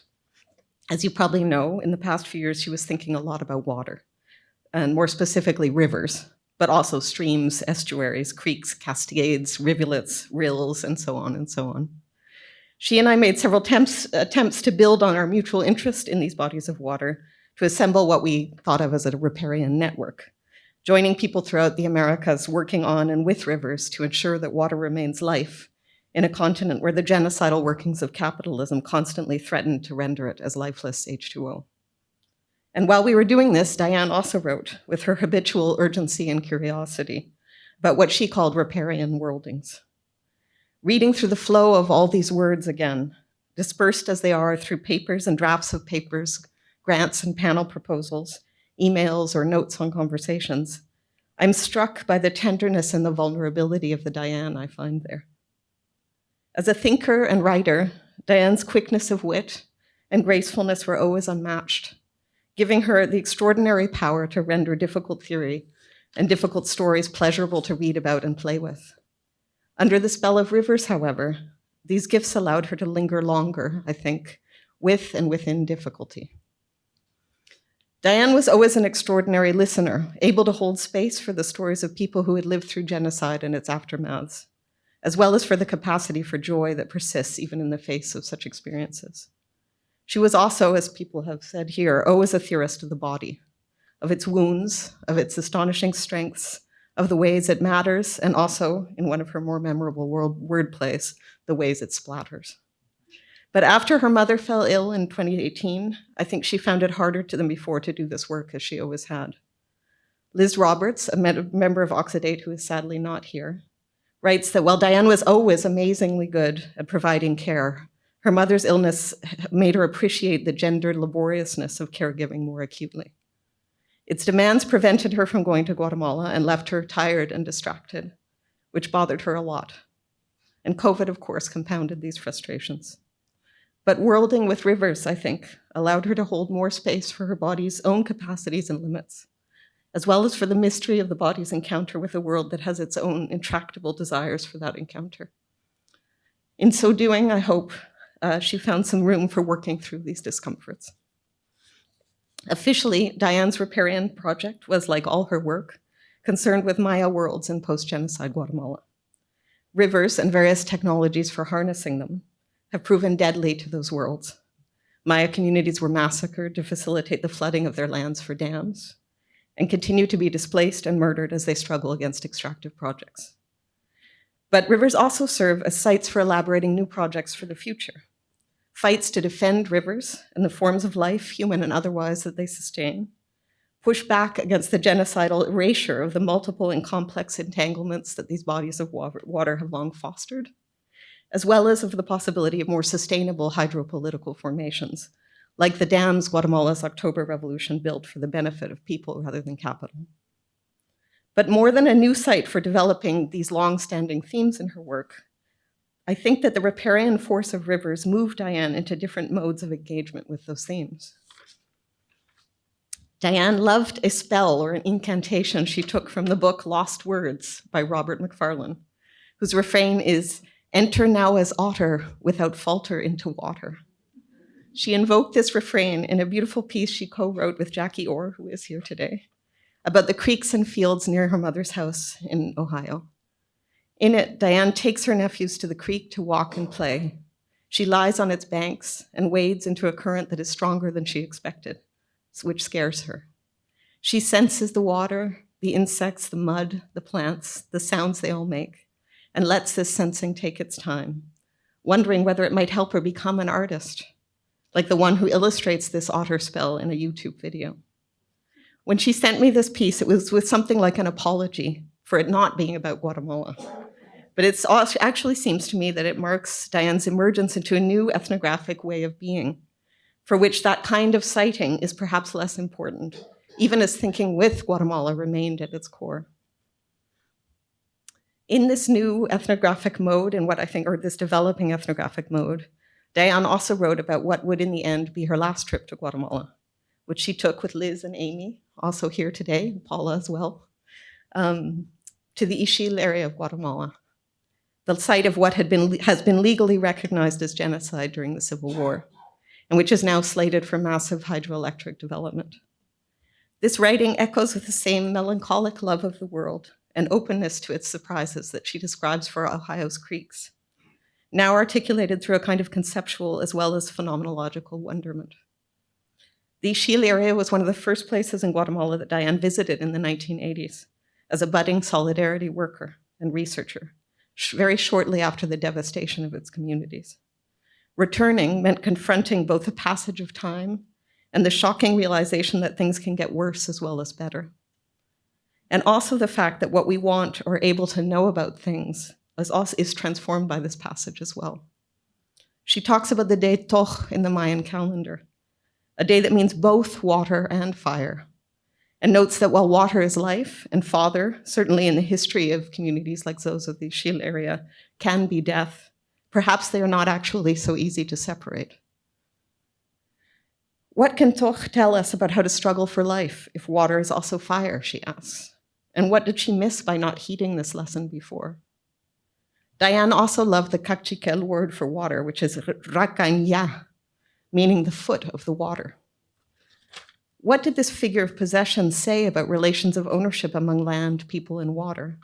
And also about how these relations might resist reduction to property. Diane had always thought with, as well as about, indigenous people and indigeneity, but riparian meditations, I think, pushed her to indigenize her thinking as well. I'm no wiser now, 35 years later, she writes, but I am trying to become more prehensile to worldings, Maysian, riparian, and other. What does it matter that Diane, like all of us, was 75% water?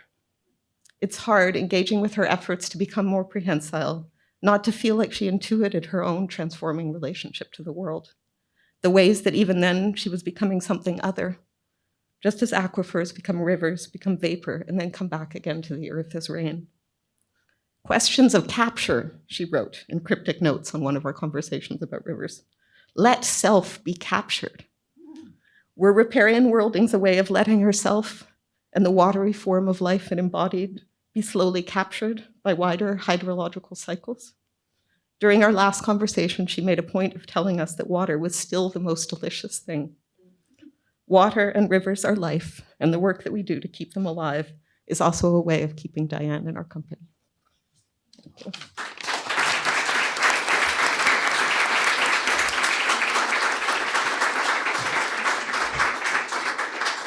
Thank you, Carlota.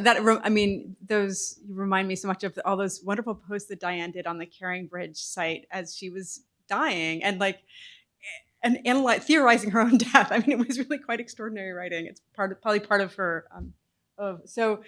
It turns out that Arturo Escobar cannot actually be two places at once, but he's gonna try. He is participating right now in a conference in Boston, but he left us this video. So I will turn it over to Arturo, who is from Anthropology at UNC Chapel Hill.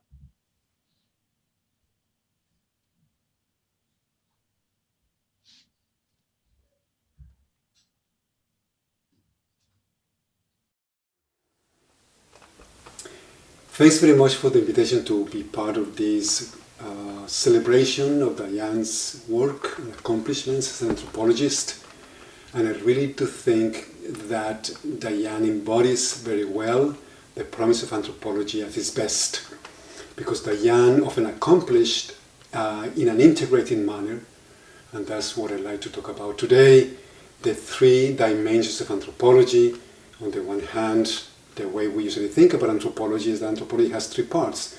There is the anthropology of the other, the anthropology of ourselves, the anthropology of modernity, we as modern beings who invented anthropology to begin with, and finally the anthropology of oneself as an anthropologist, situating ourselves within the research and writing that we do.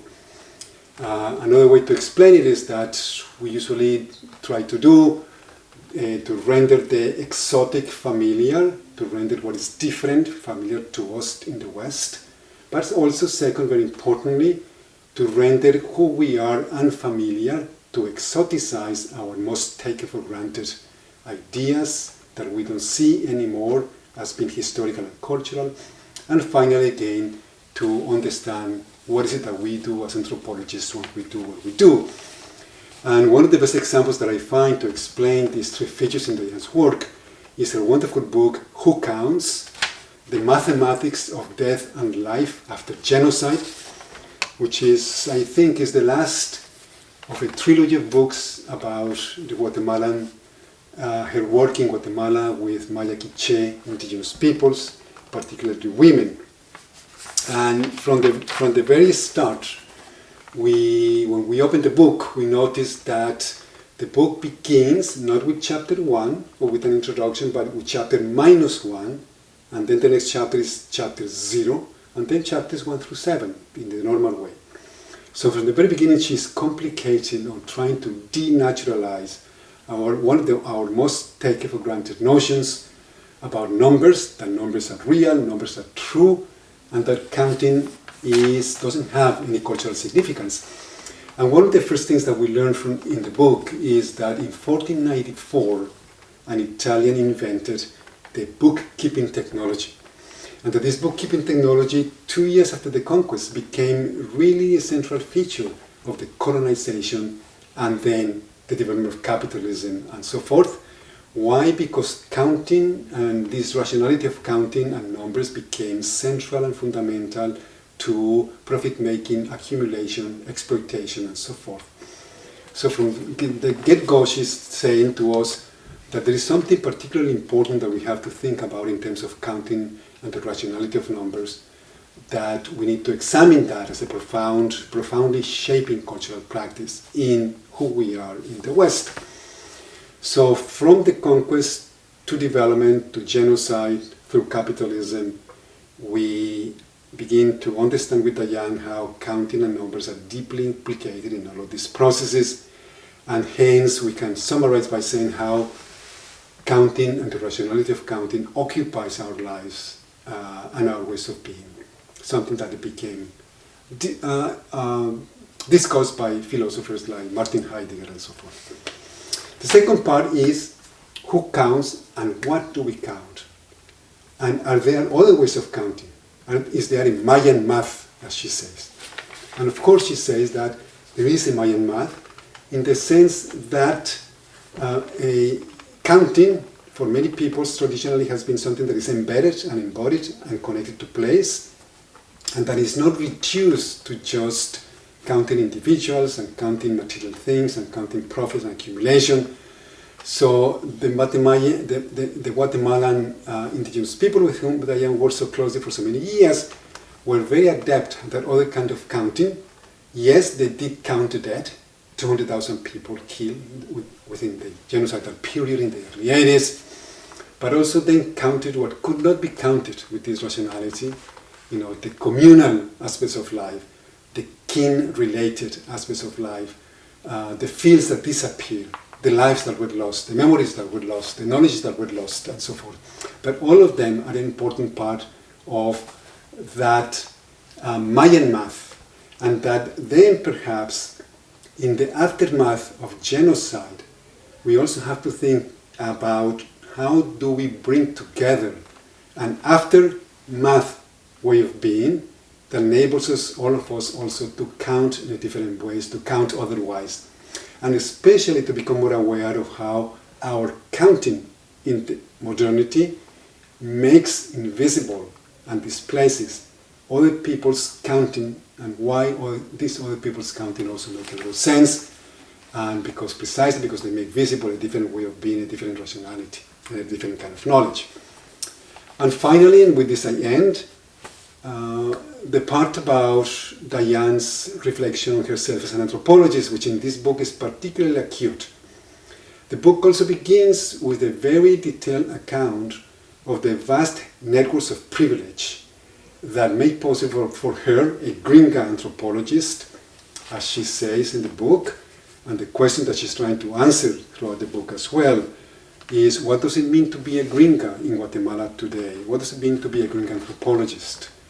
And she goes well beyond the individual kind of reflexivity that was practiced in the 90s and 2000s in anthropology, especially in North American anthropology, and to a much more socially embedded and very political way of thinking about anthropology and reflexivity, by showing us the connection between her being there and the fact that anthropology could even exist in the first place. And then finally, to arrive at the notion of anthropology as a tool that we can use in solidarity with peoples, that really enables us to be critical of ourselves while we also try to engage with understanding others who are different and who are people in the struggle as well. Finally, I will say that there's a side of Diane that I didn't talk about too much here, that the side of the activist and the side of solidarity in her work that was hugely important, and that it was not a distraction from her work, but rather enriched her work. And that's something, another lesson that we are left with from Diane's wonderful life and wonderful work as an anthropologist and as an activist. Thank you very much.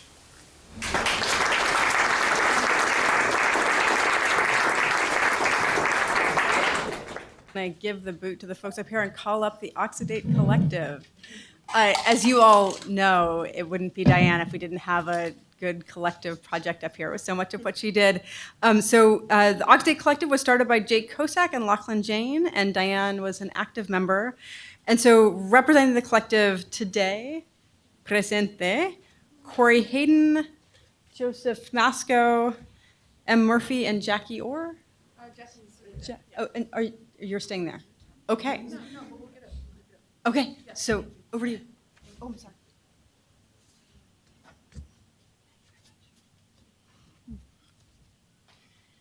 Thank you, Jolie, Anne, Rebecca, everyone, for the invitation to be here. These words were written together by the Oxidate group. Once a year for many years, we have gathered to share and discuss our writings. Diane was a vibrant, vital presence in Oxidate. At our very first meeting in 2007, she sang to us. At later meetings, we learned that she knew every word to every John Denver song and was prepared to show it. A few weeks ago, our annual gathering was dedicated to a collective meditation on Diane's work as scholar and comrade. We were able to immerse ourselves in the arc, continuities, marvelous swerves in the incredible body of her work. Our comments here are composed out of that meditation. Diane Nelson was a collaborator. More than most, she understood the duplicities and the demand of that word, collaboration. She asked, how do we know when our knowledge, soul, heart, minds, and capacities for action are precisely the target of well-funded and mass-marketed counterinsurgency? Oxidate was only one of several collectives that Diane participated in, collaborations in writing, political action, thinking, reckoning together. More than most of us, she knew the double-edged pleasures of our working together, including the double-edged project of anthropology. Anthropology, ludicrous, yet my tool, she writes. Diane, who, wearing a dildo shaped like a US missile, delivers an analysis of US imperialism. Diane, who renders a textured analysis of war accompanied by Madonna's Justify My Love. Diane, who brings guerrilla theater and Broadway song to the surrealities of bone-setting and post-genocide Guatemala. Diane with the famous ketchup stabbing performance at the AAA. This person's work and play exceeds the boundaries of discipline. She was her own genre.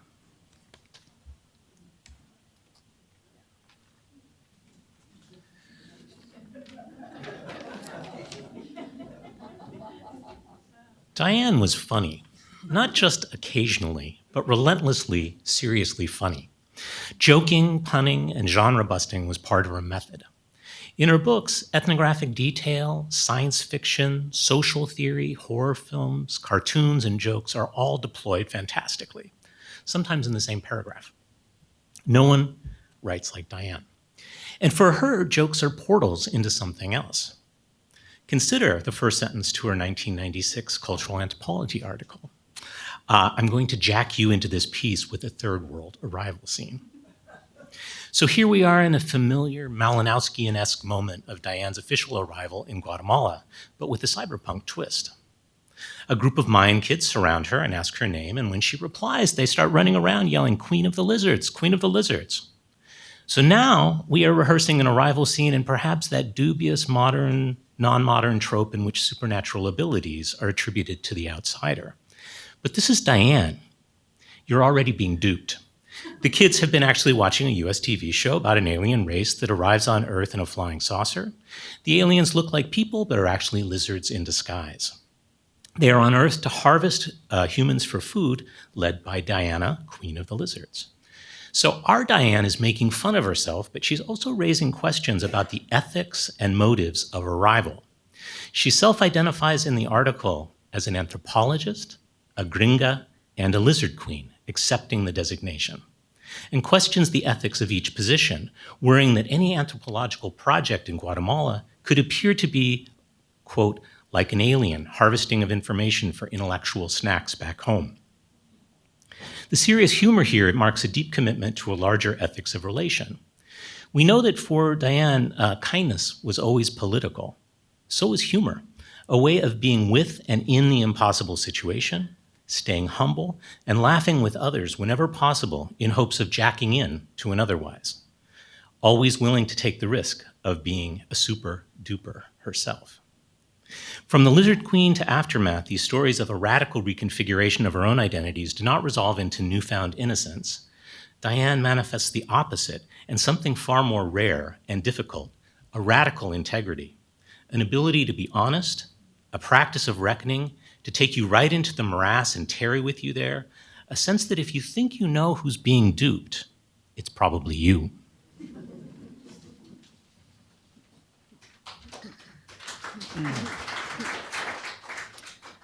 Diane's radical integrity shows up in the depth and equality with which she listens. Diane always channels a sense that each person she talks to knows so much, while no one is ever treated as an expert. It shows up in her capacity for wonder and amazement without naivete. For Diane, amazement is duplicitous, but somehow not sneaky or cynical. Even when her eyebrow is arched, you just know it is, sniffing out nefarious doings, say in OmniLife's Ponzi pyramid scheme, that amazing maze of capital and counting and living. Wonder and amazement are spaces of possibility, of generosity, and also a layering of life, a dizzying round of structure and resisting in which one's paranoia cannot ever keep up, in which one has to laugh at the terrible contradictions. And certainly her practice of ethical reckoning showed up in the way we experienced her terminally ill with cancer. As a child of the Cold War, she guided us with a kind of radical equality, a radical integrity in relation to all the death that she had been so close to, that she had made herself so close to. We can understand much of Diane's work as a sustained performance piece titled Solidarity Forever, yet using a practice of fluidarity. As a strategy of writing and political struggle, fluidarity requires us to forgo solid presumed boundaries between fantasy and political economy, even between ally and enemy. Writing under the sign of Our Lady of Contingency and Constant Transformation, our Diane came to a solidarity practice simultaneously loyal and continuously mutating. Her Genocide trilogy reminds us that her work and life traveled the in-between of post-war Guatemala and at-war United States with its homeland insecurities. She wondered in 2009 how we might all be caught as victim and collaborator in the Guatemalazation of the United States and by extension, the planet. So by the end of her life, Diane's fluidarity moved to a profound engagement with riparian worlds, the edges of water and land, urging us towards hydro-contemplation and the revelation that, quote, our brains are the most liquid parts of us. We literally think in and through water. Our neurons look so much like sea creatures. Our Oxidate working group spent 11 hours contemplating the arc of her scholarship and did not even come close to exhausting its gifts. We hydro-contemplated the powerful flow of her work, feeling its vibrations through us, the gratitude and undoing of having thought with her for so many years. At the end of the day, we all hiked to the nearby Croton Dam, a 1906 engineering feat, and there we watched the fractal ripplings of the reservoir waters skimmed by the winds. Yes to play, yes to paranoia, yes to life. Thank you.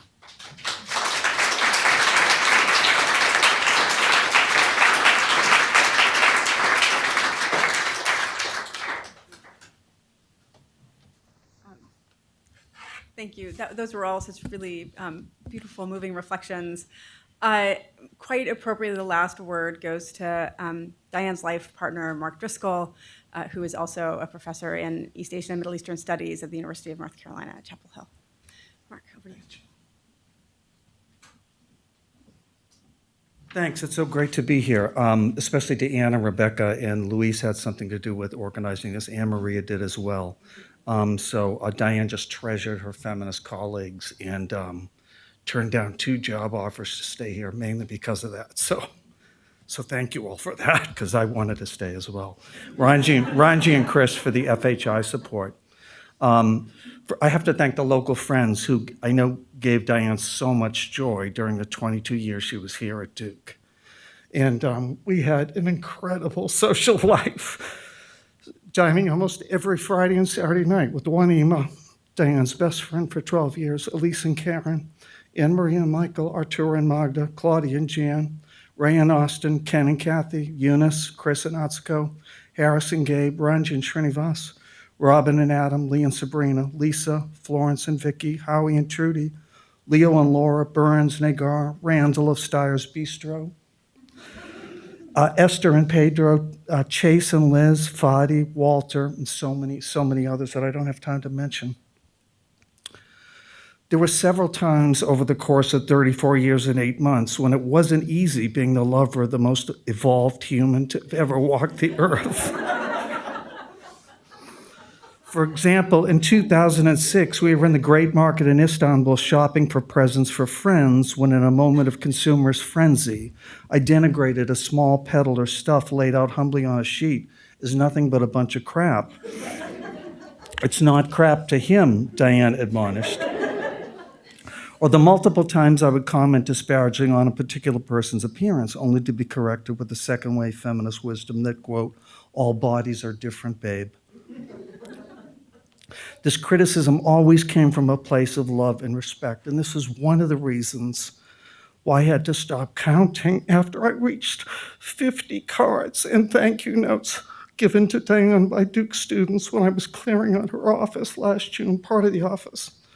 I was only able emotionally to read half of the approximately 100 cards, but I was struck by a phrase that students kept invoking. Quote, I've never felt seen and heard by any other professor, unquote. So people said this over and over. In 2 cases, this prefaced confessions that students had felt suicidal at Duke. One student wrote that she had stopped cutting halfway through Diane's Facts of Life class. I had seen her perform miracle cures on a grad student friend at Stanford who had attempted suicide and a sibling who suffers from bipolar disorder. But this is more than I'd even imagined. Many of the academics here have received cards or thank you notes from students, most hoping for a subsequent letter of recommendation. But this phrase, seen and heard, depicts how she was able to commune so thoroughly with humans and other human life. Our yard in Carborough was filled with chickens, the bees she kept for 8 years, and the birds she fed and sometimes sang to. After Diane left us physically last April 28th, I received another 3 messages from former students I'd never met, insisting she had prevented suicides. How did she do it? How was she literally able to save lives? I've thought about this for some time before settling on just this short account. She committed to what Barad calls interaction. As some of you know, Barad distinguishes this from interaction, which assumes the a priori individuality of a person or a thing. Interaction is a physics of entangled entities, what Barad calls the ontological inseparability of interacting agencies. I know that's a mouthful. Interactivists is what she was, sacrifice their mental and emotional boundaries in every encounter and commit to being affected by a specific world or milieu. Harris talked about this in terms of vulnerability. Herein, the potential for an ecstatic experience is always there, ecstatic in the sense of a liberation from fixed stasis. Many of us have received the gift of ecstatic communing with Diane and are better because of it. Her dedication to interactive communing exemplifies, this is my understanding of it, what Gustavo Esteban calls la condición nosotros de ser, so we being. Diane herself called this identities. This is obviously one of the ways her interactivism saved lives, by living nosotricamente. Departing from Barad's elaboration of entanglement, Diane herself understood interactivism through Ayurveda philosophy, Mayan spirituality, which she wanted to raise to a legitimate universal social theory, and of course, socialist feminist standpoint theory. For 22 years, she committed to 2 or 3 yoga classes each week. For 6 years before that, to martial arts training to develop her capacity for compassionate interactivity. I witnessed the effects of this dedicated practice in multitudes of ways, and she never failed at being what therapy discourse today calls, quote, fully present in all these situations, making sure everyone felt, as her students testified, seen and heard. It's often said about Diane that she was, quote, naturally nice with a God-given gift. She would say goddess-given gift for meeting people where they are. People often talked about this. However, these assumptions of innate endowments downplay her ethico-political commitments. She worked tirelessly to intensify living and loving nosotricamente. Several times after coming home from a party or a dinner, Diane reflected self-critically that she had, quote, work she had to work harder on, some dynamic of interpersonal relating that she felt she had failed at. Of course, by any measure, she had been delightfully egoless at all these gatherings. Even at the end of life, which thinkers like Heidegger claim is the most individualizing of experiences, she managed to evolve to ever higher levels of we-being. With an extraordinary equanimity, there was absolutely no self-pity after she received the death sentence of metastatic pancreatic cancer. There's a couple of different ways I could demonstrate this, flesh this out. But the best way is in the only 2 crying episodes she had. The first one came just after she was released from the ICU, Duke's ICU, in mid-March, where she spent 12 days and nights dealing with surgeries resulting from a staph infection and other ailments. With our sister Erika and I, Diane had a Zoom meeting with her oncology team. At the end, her main doctor verbalized what we already knew, quote, "We almost lost you in there," unquote. 5 minutes later, the call ended and she left and went to cry in her favorite chair in the living room. I went right away to console her, thinking that the shock at being told she didn't have a year left to live, which is what we all thought, but something closer to a few months was simply too much for her. That's what I thought. But she corrected me immediately, saying she was scared and angry, not because she had almost died, but at what nearly happened to me, as there was no will or designated beneficiary in her Duke retirement plan. In other words, when confronted with imminent death, Diane's first thoughts were for me.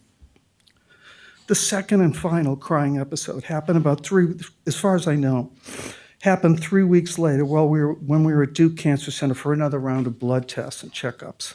We met with her doctors and they gave us the bad news that the pneumonia hadn't cleared. We wouldn't be able to resume chemotherapy until it did. We knew that this meant there was nothing preventing cancer cells from spreading for another 10 days at least. So driving back home to Carbo, she looked at me and said with tears in her eyes, "I'm never going to teach again, am I?" So I pulled over and we hugged and cried together. She was overcome with the awareness that there's not going to be any more ecstatic sharing with young people in her classroom. I want to thank the other presenters who dwelled so lovingly on Diane's insuperable scholarship. Since that's been so beautifully covered, I'd like to jump from the micro-political to talk about her macro-political accomplishments. It's here that I think the crushing enormity of losing her will be felt most acutely. Arturo mentioned this just at the end of his talk. While she maintained her interactivism in this sphere as well, what I'm calling the macro-political, but she transcended the difference between micro and macro. This shouldn't be confused with a going with the flow or the dude doxa of it's all good. In other words, she was stubborn about her first principles of justice for all and multi-species democracy. Anyone who stood against these principles felt her righteous wrath and were refused we-being. First, she bravely put herself at risk on several occasions, Liz and Carlota referred to this, while working with and for the Mayan people in Guatemala, at least once, and we think 2 or 3 times. Her commitment to a revolutionary overthrow of the US-backed Guatemalan military, one she shared with her beloved Chavez, who are here today, extended to her bringing money into Guatemala from Mexico City versus the storied and awful bus trip from DFA to San Cristobal to Guatemala City. Second, so that's the first thing. So a couple times she risked her life basically in bringing resources and money into Guatemala. The second macro political accomplishment, she was the de facto leader of one of the 4 lockdown spokes called the Portland Group. She was teaching at Lewis and Clark College then, that prevented any traffic from reaching the Washington State Convention Center, effectively shutting down the World Trade Organization during the famous November 1999 battle in Seattle, the first great victory for the alter globalization movement. I bet none of you here had ever heard that she was one of the 10 most important direct action participants in this epic showdown. Why? Because that would mean consolidating herself as an individual, thereby blocking ecstatic interactivity.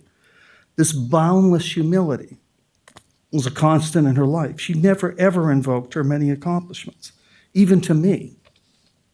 For instance, Diane was named the Oregon College Teacher of the Year in 1998 out of about 15,000 teachers, and none of us knew it. During the Bush-Cheney War, she went to every protest she could, 4 trips to DC, 1 to New York, and multiple protests at military bases right here in North Carolina. She was a tireless interactivist. She spent many weekends phone banking for Obama. That wasn't radical enough for me, and was arrested during the Moral Mondays led by William Barber against the Republican takeover here in North Carolina. But it was the Occupy movement that really excited her. We had our large encampment of between 40 to 50 committed comrades in front of the Chapel Hill Post Office for 8 months. She was at every General Assembly she could possibly attend. Occupy Chapel Hill fed 75 people a day for several months, in addition to holding lectures, protests, and parties. She was the matrix of the Occupy, writing up signs, donating money, cracking jokes, dressing up in costumes, making food, singing songs, and as always, intensifying we being. The same thing happened with the lively Extinction Rebellion chapter we had in Carrboro Chapel Hill from August 2019 until the pandemic hit in March 2020. She was the head of the Red Rebels and loved dressing up and performing. I mean, her office was a dressing room. She was, again, the affective and intellectual center of the group that shut down traffic. We accomplished a lot of things. COVID hit and XR itself went extinct. But for me personally, COVID isolation was incredible. We did yoga every day together, ate every meal together. Of course, she insisted on doing in-person teaching at Duke, one of only a handful of faculty that did so, putting herself at risk once again and committing to we being. We could spend all day talking about the politics, her involvements here. Jolie referred to some of these, but time only allows for one. When the transphobic bathroom bill was passed by the gerrymandered North Carolina legislature in March 2016, she tried to get other colleagues to put up rainbow flags on Duke buildings, but no one would work with her. It's explicitly forbidden. Joyously flaunting that, together with her LGBTQ students, she put up 4 flags on the Friedel building. I have one in the car, I was going to bring it here, incurring the ironic wrath of Dean Aravamudan, who called her into the principal's office for a scolding. Finally, and this is where I think, again, the enormity of losing her can't be understated. During the last 5 years, Diane got involved with pipeline protests and river and water protector groups. The Oxidate group referred to one of these, both here and in Guatemala. She was the perfect conduit for this crucial alliance of secular progressives with indigenous First Nation folks. I witnessed her getting several of our secular modernist friends to attend indigenous-led river walks here in the Triangle area. To my mind, this is where she will be missed the most, at the intersection of native ontological and secular modernist politics. Amitav Ghosh's recent Nutmeg's Curse lays out the stakes for this, I think, in a very convincing way. Diane understood this 15 years ago. Notwithstanding the centrality of indigenous justice struggles in her last decade, she always described her political philosophy this way. Some of us have heard this. I'm inspired by Gramsci's combination of pessimism of the intellect and optimism of the will. As the years went by and I followed her interactivist lead, I began to think that Gramsci's imperative was way too narrow for her. There was something else that made her so ecstatically life-affirming to be with, like some of the students testified. Being brought up Catholic early on in our relationship, I thought to myself that it wasn't Christ that was beatific, but it was Diane. She made Fick. She made everything she touched better. She brought out the beauty in everyone she interacted with. No small accomplishment in Duke's Cultural Anthropology department.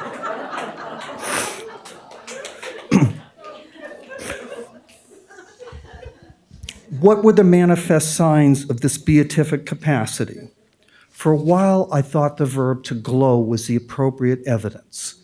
And some of the testimonials have used this. Liz, you use sparkle, and those are all beautiful and correct. We've all experienced this, the gorgeous smiles, the extended hugs and warm embraces, the breaking into song, the witty pop culture references, the perfectly timed jokes, the absolute presentness, the invitation to say more. That was her phrase, always wanted others to say more. She glowed, right? Isn't this the right metaphor? But I think this is too connected to a monotheistic and raciological schema of light over dark and white over black. From within this unbearable desolation I've been dealing with for a year now, and I'm only here because of some friends in this room and other places, I've come up with a different code for her modus vivendi. She vibrated. This is what allowed her to literally save lives. We tuned into her vibes and found love, compassion, and strength we never knew we had. Einstein insisted famously that everything in life is vibration beyond the particle wave duality. Theravada Buddhism and other spiritual traditions similarly locate the origin of the universe in the heart's vibrations. Therefore, in this spirit, I add a third element to Diane's espoused Gramscian method: pessimism of the intellect, optimism of the will, and vibrations of the heart. As vibrations never completely disappear but disperse, I urge everyone to keep tuning into her for compassion and strength. She'll always be with us in our hearts, beating no sotricamente. Thanks a lot. Thank you, Anne, for inviting me.